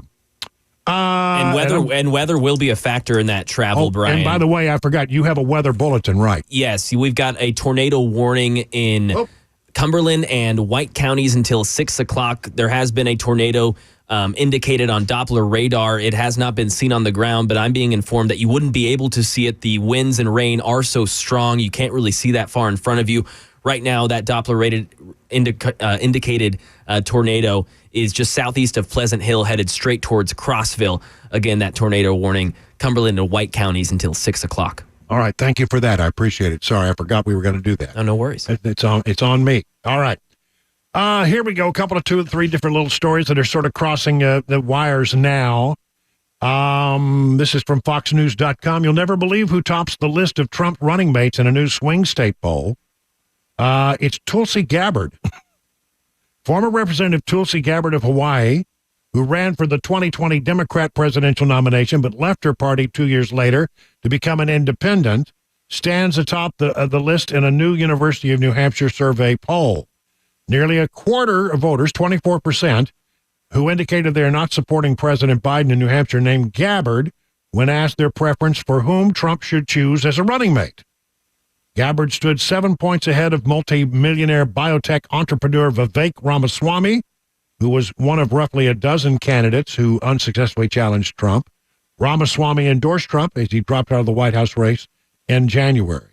2 more primary rivals, Tim Scott of South Carolina and Florida Governor Ron DeSantis, stood at 13% and 9% support, respectively. Scott endorsed Trump in January, and DeSantis endorsed Trump as he dropped out of the race in January, but has not yet joined the former president on the campaign trail. 6% of those questioned preferred South Dakota Governor Kristi Noem, a Trump ally and supporter, as the former president's choice. 5% said they would like to see Nikki Haley, who yesterday said, if you missed it, that she was going to be voting for Trump.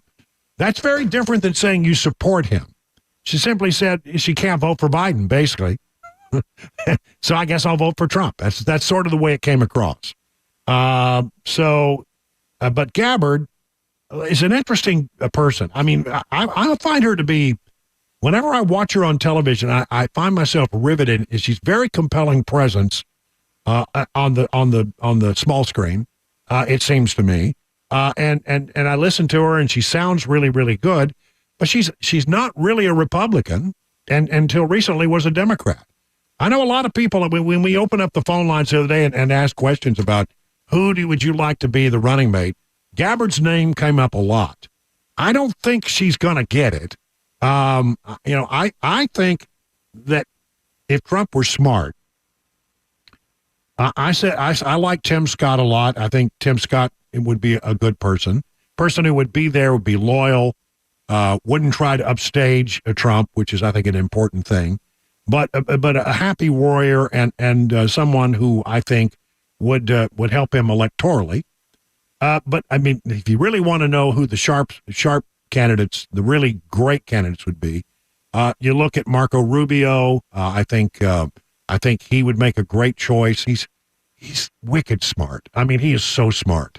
And then you got the other one, J.D. Vance of Ohio. I like this guy a lot, but I hear people say they really like Tulsi Gabbard, and I can understand why. But my sense of it, it's probably not. probably not. Noem is out. I mean, I think she really screwed up with that whole thing about the dog. I know you may not think that's fair, and I might not think it's fair, but I think it really, I mean, realistically, I think it took her out of the running. The debates. We're going to have one early and one late. And this from the Daily Caller. Former President Donald Trump revealed Wednesday the latest request President Joe Biden's team is apparently making ahead of the candidates' head-to-head matchup on the debate stage. See, I got those dates written down here somewhere. Can't read my own writing here. June 27th is the first one. September 10th is the second one. One early, one late. After Trump's campaign continually pushed Biden to debate, the president proposed the candidates debate twice. Though there were a list of non-negotiables, the Biden team wanted to make the event happen. Among Biden's proposed standards, no live audience, a select variety of networks to host, and they excluded Fox News, and only 2 candidates on the stage. Now there appear to be more. Trump told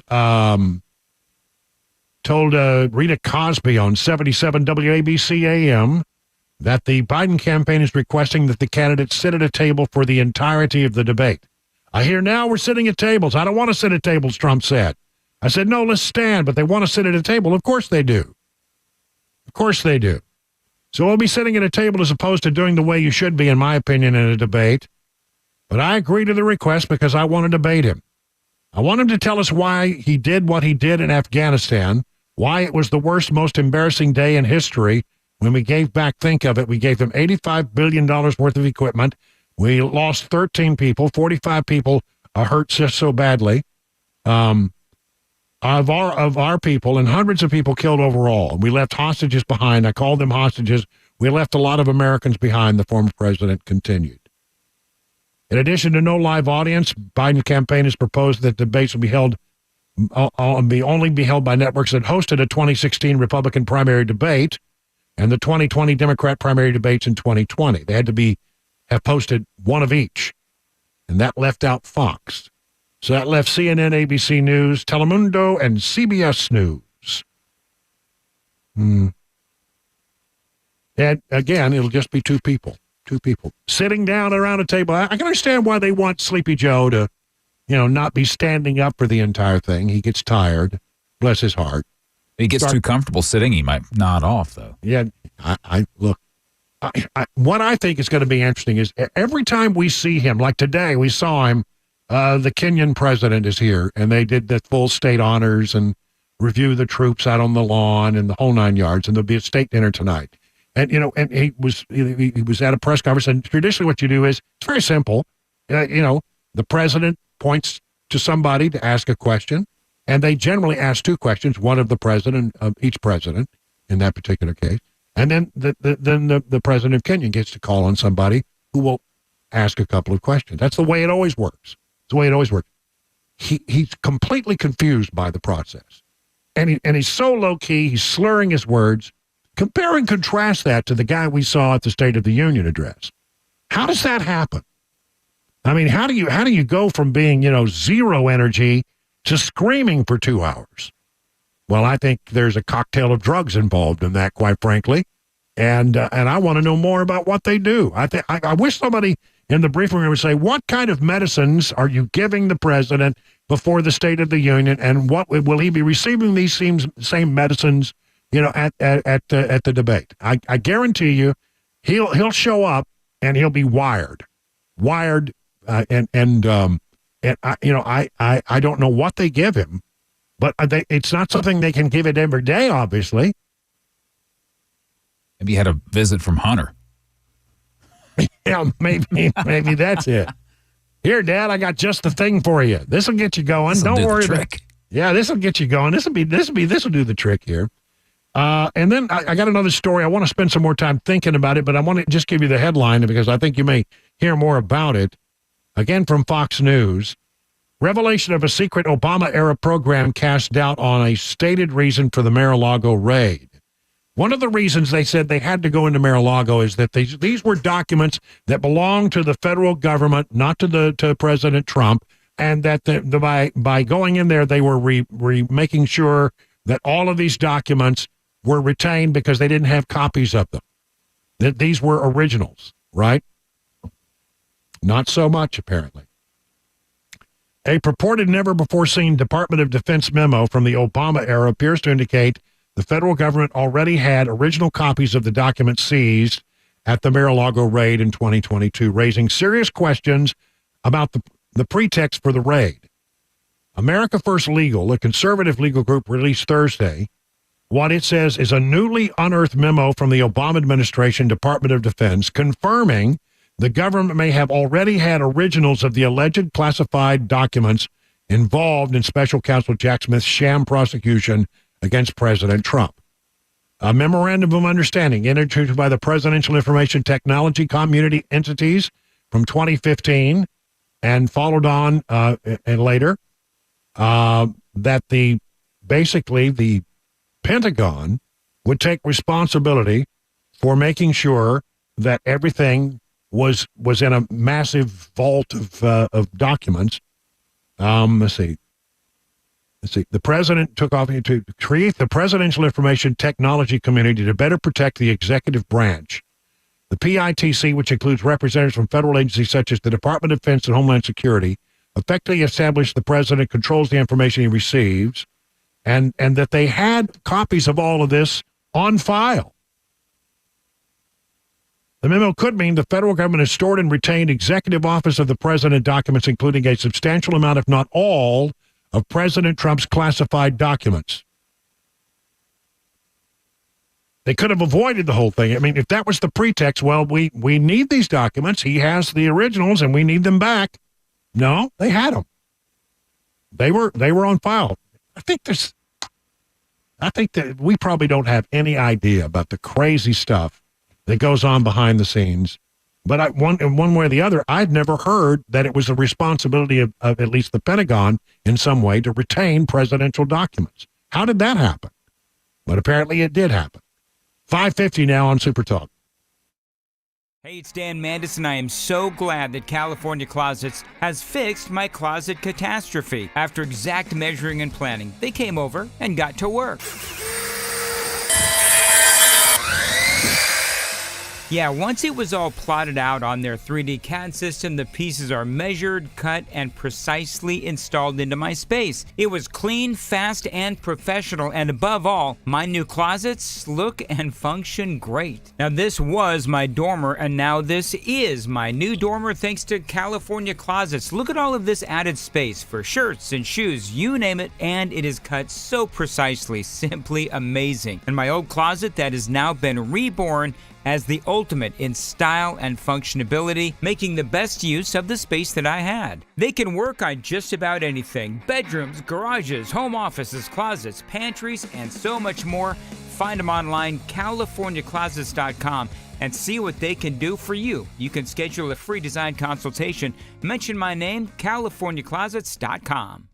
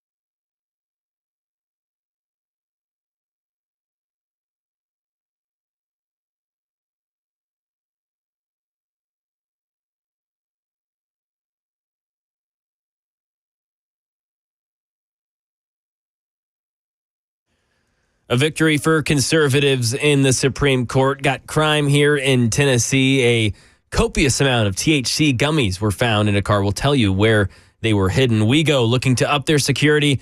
And we also got an update on PGA golfer Scotty Scheffler and his arrest last week. 6 o'clock, Super Talk 99.7 WTN. Well, I can't wait for all that information. Coming up, we'll get into the 2024 information. Some new figures are out, but a lot of stories about how this thing is shaping up. And I got to tell you, the more I hear, the more I like Trump's chances in all of this.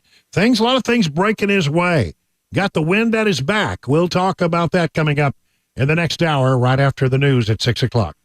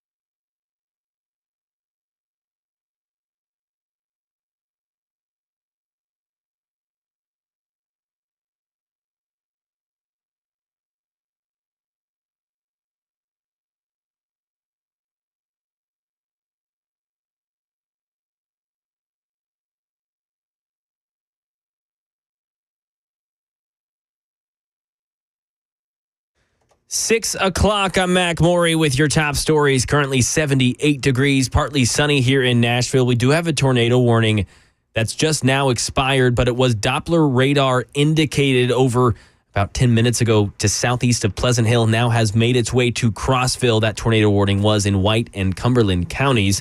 We are monitoring that. Latest traffic report and a weather forecast in 5 minutes. The Supreme Court delivered a victory for conservatives in a battle over congressional redistricting. The vote 6-3 with the court's liberals in dissent. Stephen Portnoy. The High Court says a map adopted by South Carolina's legislature can stand, even though lower courts found it unconstitutionally carved out thousands of black voters from a competitive congressional district. Conservative Justice Samuel Alito wrote, "The courts should presume that the legislature acted in good faith and was seeking to advantage Republicans and not suppress the black vote."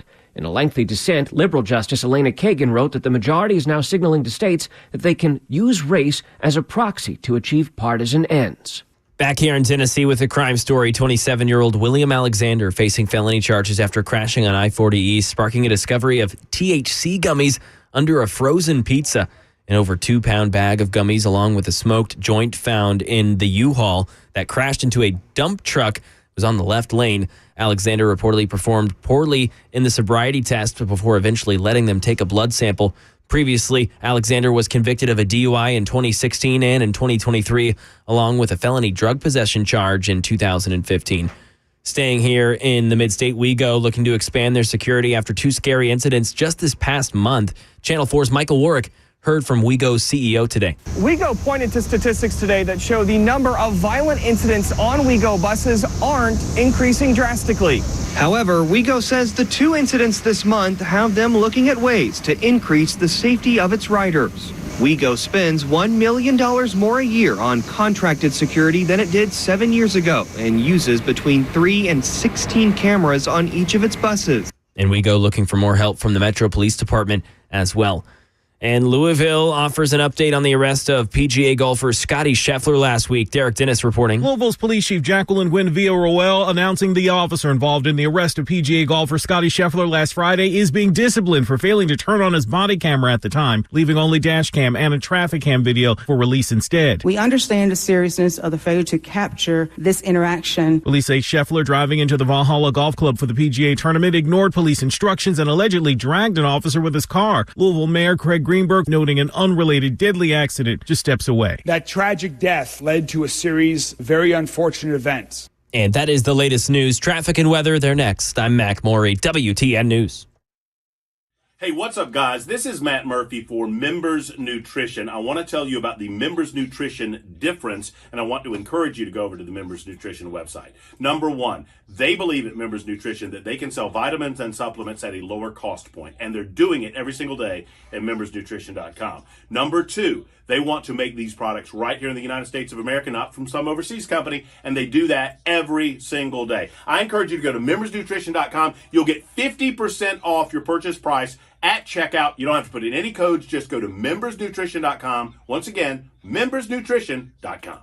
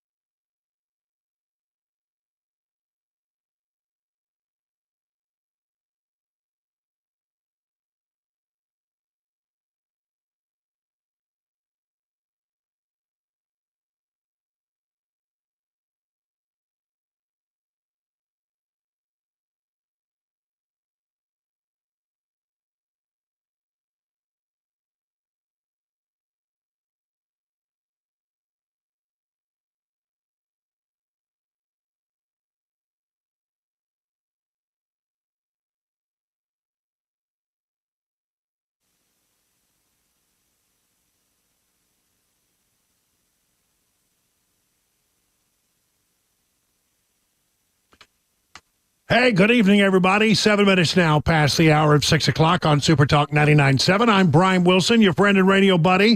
This is the fourth hour of our 4-hour show. We're going to be here until, until it's time for Mark Levin to start. And he will take over and carry on through the evening. I hope you're getting home safely. And I think many people are preparing for that big 3-day weekend. We'll have a good kickoff show tomorrow so you can start your weekend, your long weekend early. Okay, we'll have some fun. All right, I promise we will. Right now, let's do a little 2024 update because I like to bring you the very latest information every day. We need to do it once or twice because, people, they listen early and then they listen late. So people say, well, I heard this earlier. Well, you're one of the rare ones. Because generally we find that people listen to this program while they're driving home. So they're usually, 45 minutes to an hour. But we want to make sure that people getting in later in the show get the advantage of having all of this information made available to them. So we do it twice because it's nice to do that. Here we go. New numbers. I'll start with that. General election numbers. I don't know what to think about this. I mean, when you look at the general election numbers, which is the horse race numbers, this is Biden versus Trump, nationwide, general election, a lot of places it looks like, well, you see one where Trump is up by 1, you'll see one where Biden is up by 1, but essentially tied. The latest one, again, is from Marquette. The two-way number of just Biden versus Trump, it's a tie. But that's not what's going to happen. When people want to get to the time to cast their ballot, they're going to actually be looking at 5 different candidates. And in that particular situation, Trump leads by 3 in the nationwide, according to Marquette's polling. So that would be a good outcome. How does that break down? Well, he breaks down this way in the 5-way. Trump would get 40 if this is right. Biden would get 37. Kennedy brings in about 17. West brings in 3 and Stein brings in 3. So that's 20. 23% of the vote is for somebody else besides Trump or Biden in the 5-way nationwide. But he takes more away from Biden than he does from Trump. It's the way it always works. One other quick poll that I just want to point to, which tells you how dramatic things have changed. Something's going on out there. I mean, it's not exactly clear what it is, but seems to be some movement out there that is favorable to Trump. Let's look at New Hampshire. I mean, the fact that Biden's going to have to go and actively defend in New Hampshire is crazy. But really, if you look at the 5-way number in New Hampshire alone, Biden is only up by 4. Only up by 4, which means that, essentially, it's within the margin of error. So, the thought that Biden has to go and defend places like New York while Trump is out there having a big rally in Brooklyn, New York, which is a notoriously blue area, is quite remarkable, don't you think? I think it is. And Trump believes he can compete in Minnesota. He believes he can compete in Virginia. He believes he can compete in New Jersey. All of these have been typically very blue areas. And so he's going there because he sees an opportunity to widen and change the electoral map in a huge way. And you've got Biden having to go to places like New Hampshire to defend his long-held blue turf. So something's going on out there. We'll see. We'll see what happens. But those are pretty interesting numbers. Yesterday, just in case you missed it, they had a big battleground poll. Trump led in 6 out of 7 of the battleground states. So it's looking positive. Everything I have is positive. And the question is, well, what about this trial in New York? Will it hurt? I want to say, for example, if he were to be convicted, it doesn't mean much in my mind because I think the jury pool is very blue and the judge is a partisan hack. So this really would not surprise me if he is convicted. But I think he would win on appeal because I don't think there's any crime there. I really don't think there's any crime there. I'm not just thinking wishfully. I've looked at it, and it just doesn't seem like they've proved the crime. And I think anybody who look at it objectively would come to that conclusion. But will it have an impact on all this? My general sense is no. Why, have we learned anything about Donald Trump that we didn't already know? No, we didn't. And you know what? I think a lot of people are just sort of, the trials are just, they're fatigued about them. They don't want to hear about them anymore. They don't care about them anymore. You know, they know the two candidates so very well that 70% of the people in America, according to one recent poll, have pretty much made up their mind how they're going to vote, which leaves about 30% who might go one way or the other. But this article from the Washington Examiner makes the case, and I think a pretty good case, that since April 15th, when the New York trial started, Trump's numbers have actually gone up. It's fair to wonder, they write, whether a conviction in New York's Stormy Daniels trial or any of the other cases against him could hurt Trump. We cannot know definitively until it happens. At least we won't have to wait long for this to occur in New York. A verdict will come very soon. As the prosecution has rested its case, I think they're going to get back. The jury will come back the day after Memorial Day. But as this article points out, the case's salacious details were already known to the public. And despite that, Trump's numbers have rebounded and have not been impacted at all. So I guess what I'm saying is, if this lawfare thing, where you're going to throw all of these cases against Trump, it's hard to keep up with all the different cases. I think all of them are pretty much in shambles at this point, and I think that the defense did a great job of disassembling the testimony of Michael Cohen in that New York trial. I think they just destroyed him, actually. But one way or the other, it doesn't seem to have any impact. You know, at the Teflon Don.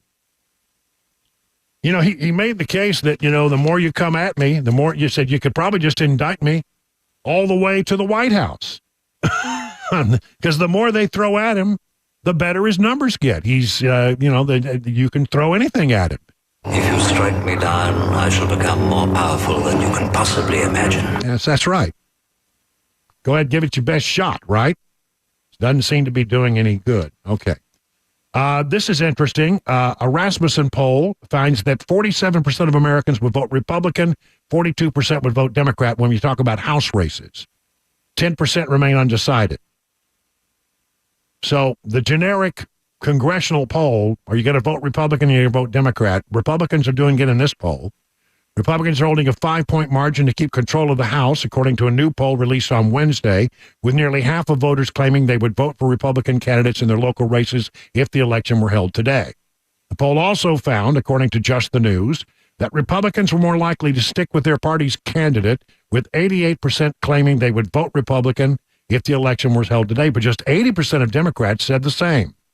Republicans also fare better among independent voters, 40% leaning Republican, 36% leaning Democrat. Almost a quarter of them still undecided. Republicans are also polling better among white and Latino voters, with 61% of Latino voters favoring Republicans, 59% of black voters favoring Democrats, 44% of the other minorities favor Democrats. Half of white voters favor Republicans, while 41% favor Democrats. So, I mean, look, the great thing would be, I mean, I think it's a very heavy lift to keep the House, quite frankly. I have real concerns about it. The margins are so thin. But, boy, if we could build upon what we have in the House, if we could take back the Senate, and remember, more senators, Democrat senators, are running for re-election in this particular cycle by a large margin than are Republicans. And so there are many more opportunities for us to pick one up here or there. Although I will say, most of those Democrats, they seem to be doing okay, especially in swing states. They're holding their own. Interesting that the Democrat members who are running for re-election in swing states in the Senate are doing well, while Biden is not. You know, Biden's got a problem. He's got a really, really serious problem. Okay. Biden may not be on the ballot in Ohio in November. Biden's problem arises from the fact that Ohio's requirement is that parties certify their presidential candidates at least 90 days before Election Day. The Democrat Party won't certify Biden in Chicago because the whole thing is being held very late, August 19th, and that's just 75 days before the election. So he may not be on. Now, I don't think he was going to win. I think it's a Republican, largely goes Republican, goes red. But I think he wanted to play there. I think he wanted to try. And again, if he's not on the ballot, does that hurt his racehorse numbers, his general election numbers? Sure it does. Sure it does. That'll be interesting to see how that gets worked out. But, I mean, right now, it looks like it's going to be impossible for him to be on the ballot. Wouldn't that be something? I've talked often about how the Biden administration is throwing everything they can. They're pulling every lever of government they possibly can to try to buy votes. You know, the whole new thing about going out there and going after by paying off student loan debt. They did a whole big round of that yesterday. And you know what? They're trying to buy young votes because young people are leaving the Democrat Party in a big way. This is also trying to buy votes. The Biden government announced Tuesday the release of 1 million barrels of gasoline from a Northeast reserve established a decade ago because of Superstorm Sandy. The action aims to reduce gas prices for the summer driving season. The one thing people notice is the price of gasoline, and it sounds like to me that they are trying to do everything they can to keep it low, like they did in the midterm elections with raiding the petroleum reserve. By the way, Biden is doing historically well at retaining people who voted for other candidates in the primaries. CNN did an analysis of this. Listen to this. Performance after opponents dropped out. These are non-incumbents in presidential primaries. I want you to look through the years, right? Mitt Romney was getting about 71% of the vote after his opponents dropped out. Donald Trump back in 2016, 74%. Joe Biden last time around, 77%. The one who's actually getting the highest share after his opponents dropped out is actually Donald Trump this time around with 81%. This is actually a very strong performance for a non-incumbent after his opponents dropped out. The protest vote is actually at a historic low. So yeah, Nikki Haley sometimes getting north of 20% of the vote in these primaries, but that's not unusual. What is unusual, Kate, is she's not doing it all over the place. Donald Trump's actually running historically strong for a non-incumbent in a presidential primary after his opponents drop out. How about that? That's interesting. This has all became interesting because of Nikki Haley dropping, saying yesterday that she would vote for Trump. She dropped out some time ago, but apparently Trump's doing okay in bringing on the Nikki Haley votes. You know why I think that is? Because I think a lot of people who voted for Nikki Haley were Democrats who crossed over to mess around with Republicans. They won't be there in the general election. They'll vote Democrat in the general election. But I think, they knew, well, Biden's going to be nominated, so let's go over here and mess around with Trump as much as we can. So I think a lot of Democrats, when they were able to do so, crossed the line during the primaries and voted for Nikki Haley. And so it's not surprising that people they voted for Haley. But if Haley's not an option, I think they're going to vote for Trump. I mean, what's the option? You're going to vote what, for Biden? No, I don't think that's going to happen at all. So I really wouldn't worry about that too much. 20 minutes now past the hour.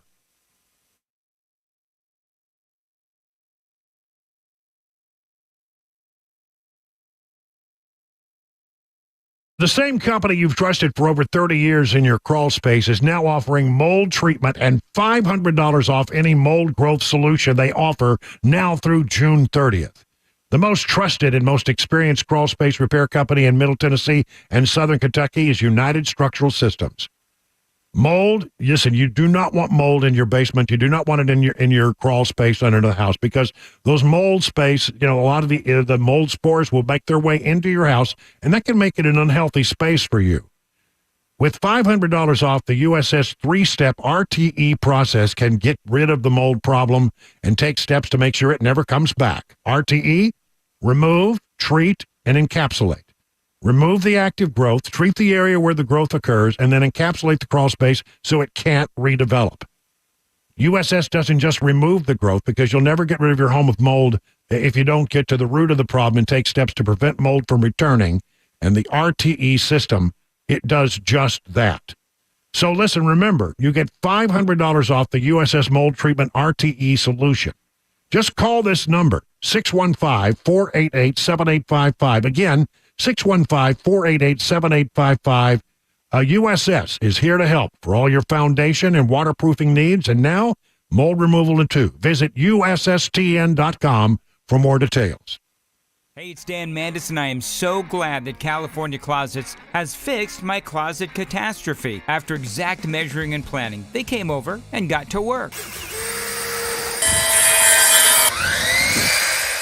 Yeah, once it was all plotted out on their 3D CAD system, the pieces are measured, cut, and precisely installed into my space. It was clean, fast, and professional, and above all, my new closets look and function great. Now, this was my dormer, and now this is my new dormer thanks to California Closets. Look at all of this added space for shirts and shoes, you name it, and it is cut so precisely, simply amazing. And my old closet that has now been reborn as the ultimate in style and functionability, making the best use of the space that I had. They can work on just about anything: bedrooms, garages, home offices, closets, pantries, and so much more.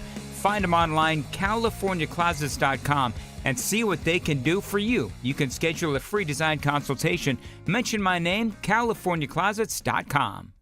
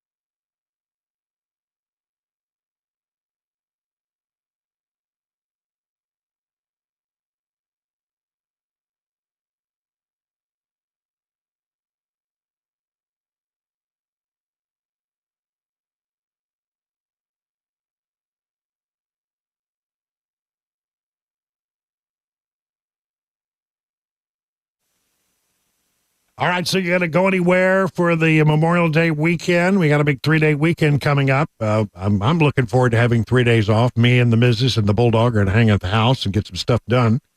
Hang out by the pool. Hope you have good plans for friends and family, but don't forget what it's really about. I mean, so many times I think we lose sight of what Memorial Day really is. It's not a day where you honor those people who are serving in the military. There's a day for that called Veterans Day, or we have all kinds of times that we can do that. It's really to honor those who gave the ultimate sacrifice to make us free. And so, I hope that, in all of the time that you spend with family, that's great, that's fine, that's all good, but just stop and pause for a moment to at least remember why it is that we have Memorial Day and that freedom is not free. But given the fact that a lot of people are going to be traveling, I think it's important for you to know this information. Transportation Security Administration officials expect Friday to be the busiest travel day of the long weekend, with nearly 3 million passengers expected to go through airports that day. Across the entire weekend, coming and going, this, that, and the other, 18 million people, which is a 6.4% increase over the same period last year. Wow. That's a lot more people. AAA says they expect there'll be 43.8 million travelers going at least 50 miles using some form of transportation. And they say that's up comparatively to past years. We haven't seen Memorial Day travel numbers like this in almost 20 years, said Paula Twidale, Senior Vice President of AAA Travel, in a statement. We're projecting an additional 1 million travelers this holiday weekend compared to 2019, which not only means we're exceeding pre-pandemic levels, but also signals a very busy summer travel season ahead.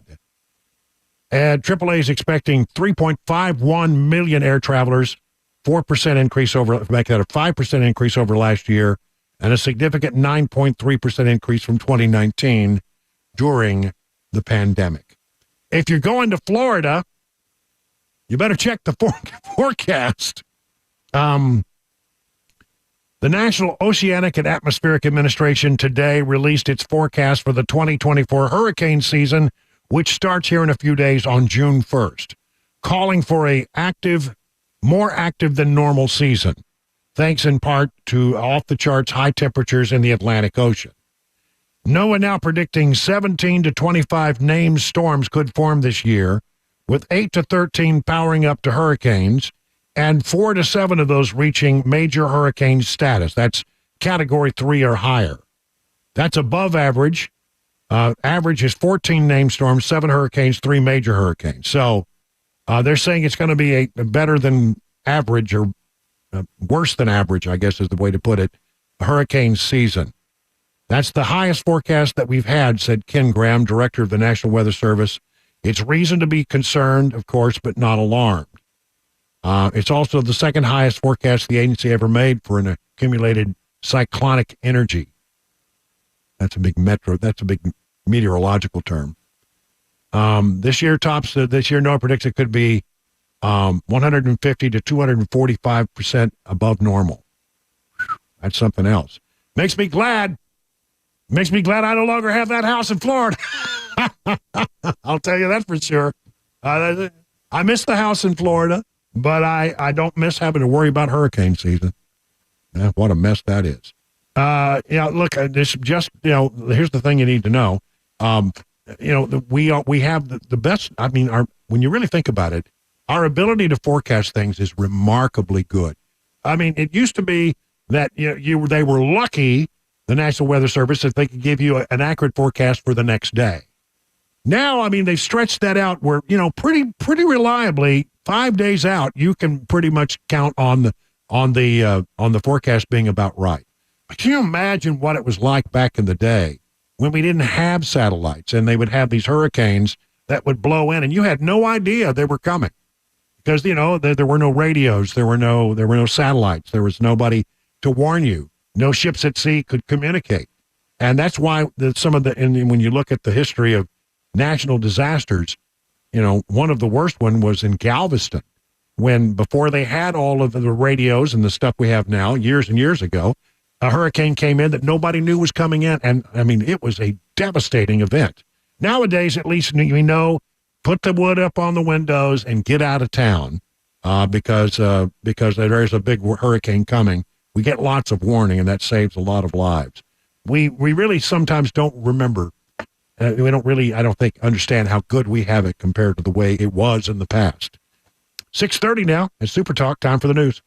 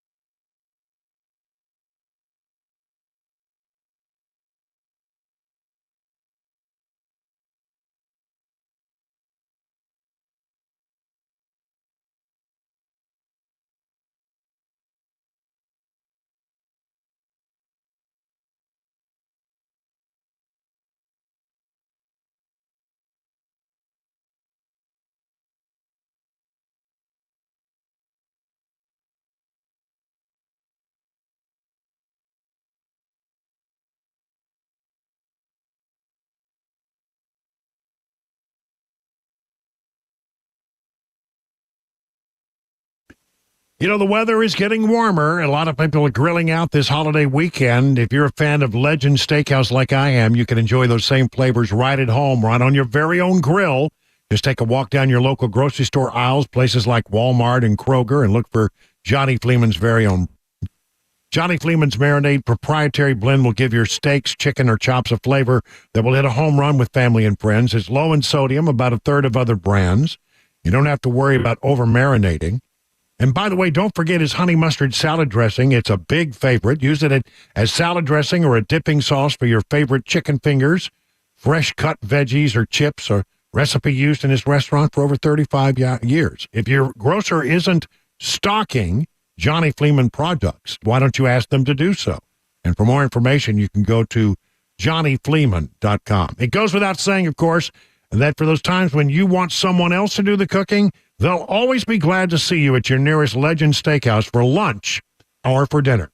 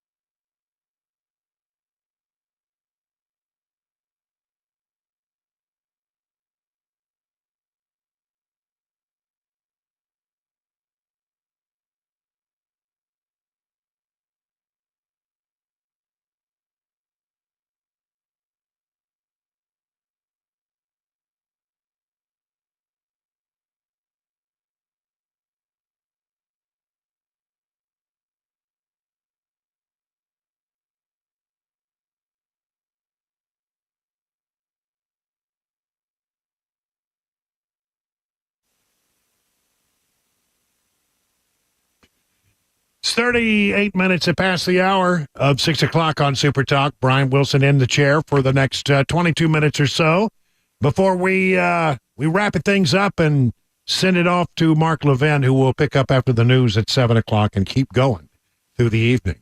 As you just because I'm leaving doesn't mean that, you can't stick around and listen to Mark Levin. You learn a lot. I do. I learn a lot when I listen to Mark Levin every time. I've got an amalgam of stories, a sort of a whole bunch of different stories that I'm going to try to put in the hopper before we close things out. They don't really relate to each other, but that's okay. We'll call it a cornucopia of news. All right, things I found interesting, and I think you will as well. We talk a lot on this program about DEI, which is diversity, equity, and inclusion. And just for the record, so I don't want people to think I'm some kind of hard person who doesn't appreciate that there value in having diversity. There's great value to be had in inclusion, and I would never be against those things. It's the E in DEI that I have a problem with because it's a tricky word. It's equity, and when you say, well, equity, that sounds like equality, but it's not at all the same thing at all. Equality says that we give everybody the same chance, that there's a level playing field. Everyone has an equal opportunity in America. That's the goal, right? Equity is about making sure you have the same outcome regardless of the effort that's been put in. It does away with things like merit and hustle and people who work a little extra hard at something. And that's not taken into account. No, they believe that everybody, regardless of how much they put into it, how much merit they have as an employee, etc., should have the same outcome. And I don't believe that at all. I think that's not good. That's not American. Well, America says, listen, we give you the opportunity. What you do with it is your own. If you make bad decisions, don't expect an automatically good outcome then. Why should I have to, suffer for your bad decisions? It's always been something that bothered me. I don't like the idea that equity is in there. The rest of it I'm fine with, okay? I'm good with that. University of North Carolina has repealed its DEI programs. DEI is set to be gutted at the University of North Carolina system as the governing board of all 17 schools in the system voted Thursday, that's today, to repeal and replace DEI with a new focus on equality and non-discrimination. Yes, thank you so much. Thank you so much. DEI ideology has spread across higher education in recent years, creating a massive bureaucracy that reinforces race and gender-based frameworks for hiring, admission, and every other area of operation. UNC has become the latest in a growing trend of states and schools starting to unwind the initiatives and the staff that push them. Non-discrimination, institutional neutrality, free expression, and academic freedom are all mutually reinforcing concepts and values, says UNC System President Peter Hans. We are here to serve all, not just those who agree with us. When these principles are faithfully held, they allow diversity in all forms to thrive. Yes, yes, yes. I'm so excited to see that people are finally getting it. This story, I think, is interesting. I could probably talk about an hour about this, but I won't. It has to do with ADHD, what I used to call ADD. Attention deficit disorder. Now it's attention deficit hyperactivity disorder. And I've never officially been tested for it. And I must tell you that as I've gotten older, I've sort of grown out of some of it. I don't know why that is. But when I was a much younger man, boy, believe me, did I have the ADHD. Now, we didn't even know what it was when I was a kid going to school. But, I mean, I definitely was that kid. I've read all of I've read extensively on it. And it was like the little light bulb going off. Oh, so that's why I couldn't do this and I couldn't do that. I was struggling through something that we now easily diagnose. 1 in 9 children, about 7 million, were diagnosed with ADHD in 2022. That marked about 1 million more children who received a diagnosis than in 2016, meaning the rate at which children are being diagnosed has increased quite dramatically. The study's authors say that an increase in diagnoses could reflect the fact that the public is more aware and more frequently seeking care for the disorder, or it could be a reflection of how children developed during the COVID pandemic. That's entirely true. It's noted that in the past, boys were diagnosed with ADHD much higher rates than girls. After analyzing prescription medication claims, researchers found an increase in girls and teens aged 10 to 19 who receive medications. So apparently the clinical diagnoses are going up. Now, look, when I was a kid, the teachers would say, I don't know, it seems like Brian's just not applying himself. People who know me know that I'm not a lazy guy. It's not that at all. And in my world, in my dad's world, when you said, well, he's not applying himself, that was generally thought that was the same as being lazy. And boy, did it, when teachers would say that, did it get me in trouble? It wasn't that. It was that I couldn't stay focused. And I really do identify with this. I still have it to a little degree, but I mean, if we'd only known then what we know now, it would have all made sense. It certainly has made sense as I've gotten older. And boy, if you're going through this with a kid, I think, the thing I would tell you, I don't know about the drugs. I've never taken the drugs. Some people say they're very helpful. I don't know. But I would say this, it's going to be okay. Because kids with attention deficit disorder generally will find something, and that was the case with me, something that rivets them over time, something that they find so fascinating. They have very sharp minds, generally, by and large, and they will find something that is so riveting to them that they learn everything in the world they can possibly learn about it, and they become real experts in some area. It's not necessarily a bad thing. And yes, while you're struggling because these kids are having difficulty learning in a traditional environment, I don't think you should ever think that these kids are not capable. They just need to learn in different ways. And by doing is the best way to learn. And I found that over time. If I learn to do something, then I become, if I'm fascinated by it, I become a minor expert in it. And if I don't care anything about it, it's just, I can't stay focused enough to care.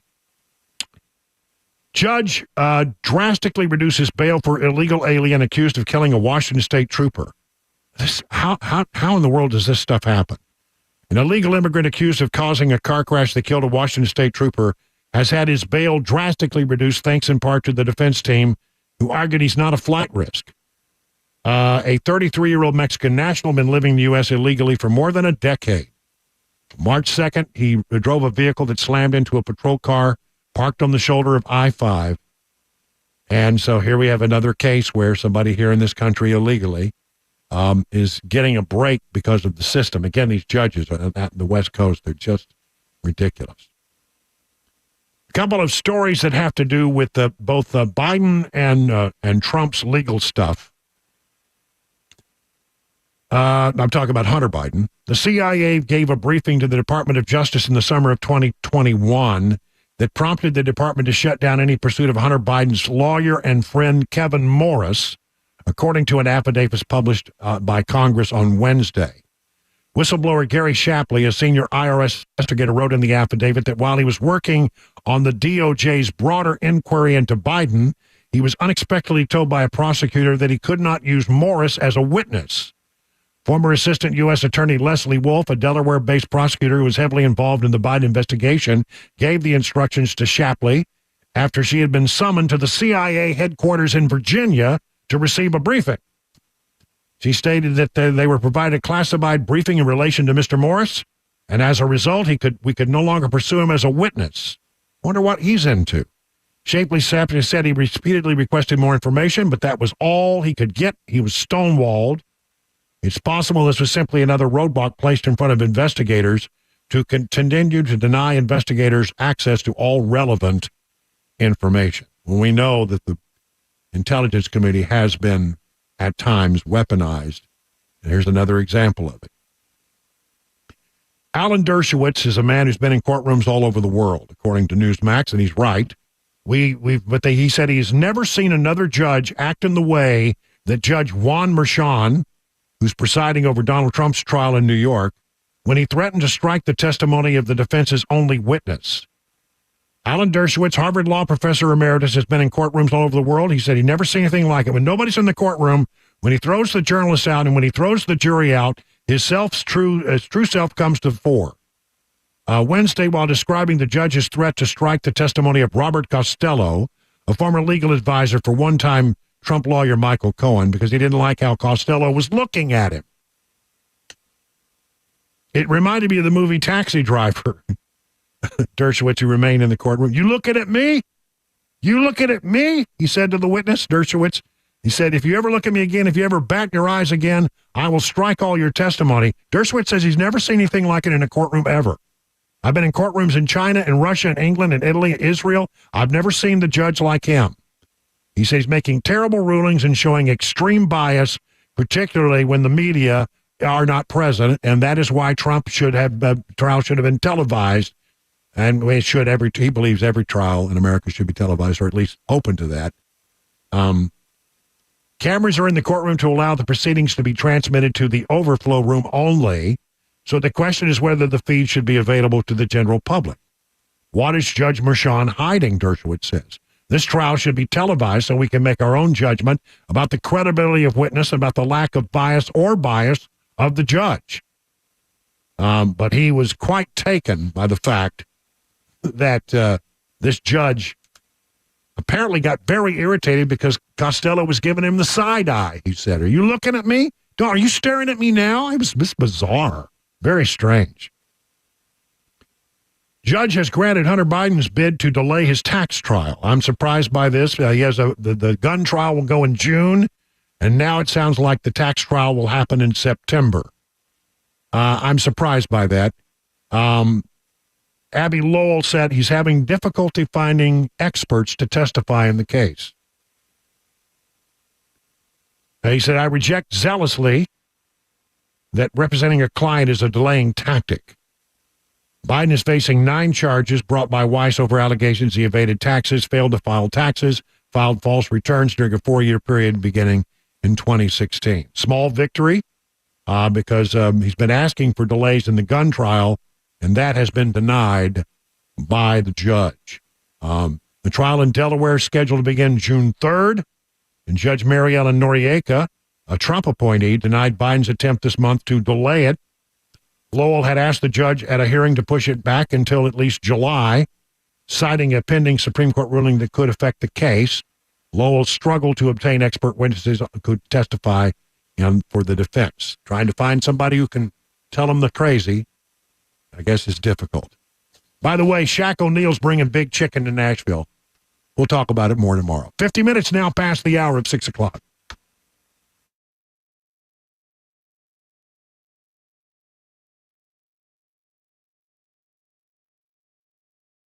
Point Healthcare is the standard for affordable, comprehensive, and convenient medicine. How? Well, as a direct pay provider, healthcare is delivered without the red tape of an insurer's guidelines. Don't you want to make those decisions between you and the doc and leave your insurance company out of it? I think you would. SmartCare plans make it even more affordable. They start at $69 a month. And for that, you get free office visits and basic labs for the entire year. GracePoint identifies and treats the root cause of a condition, not just the symptoms, utilizing a comprehensive functional approach. And by usually seeing you the same or the next day, you're treated at your convenience. GracePoint Healthcare, affordable, comprehensive, and convenient medicine delivered the old-fashioned way.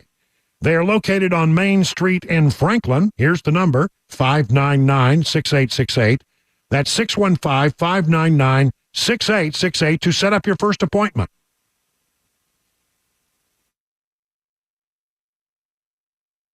Guaranteed Offer is the easiest way to sell your home.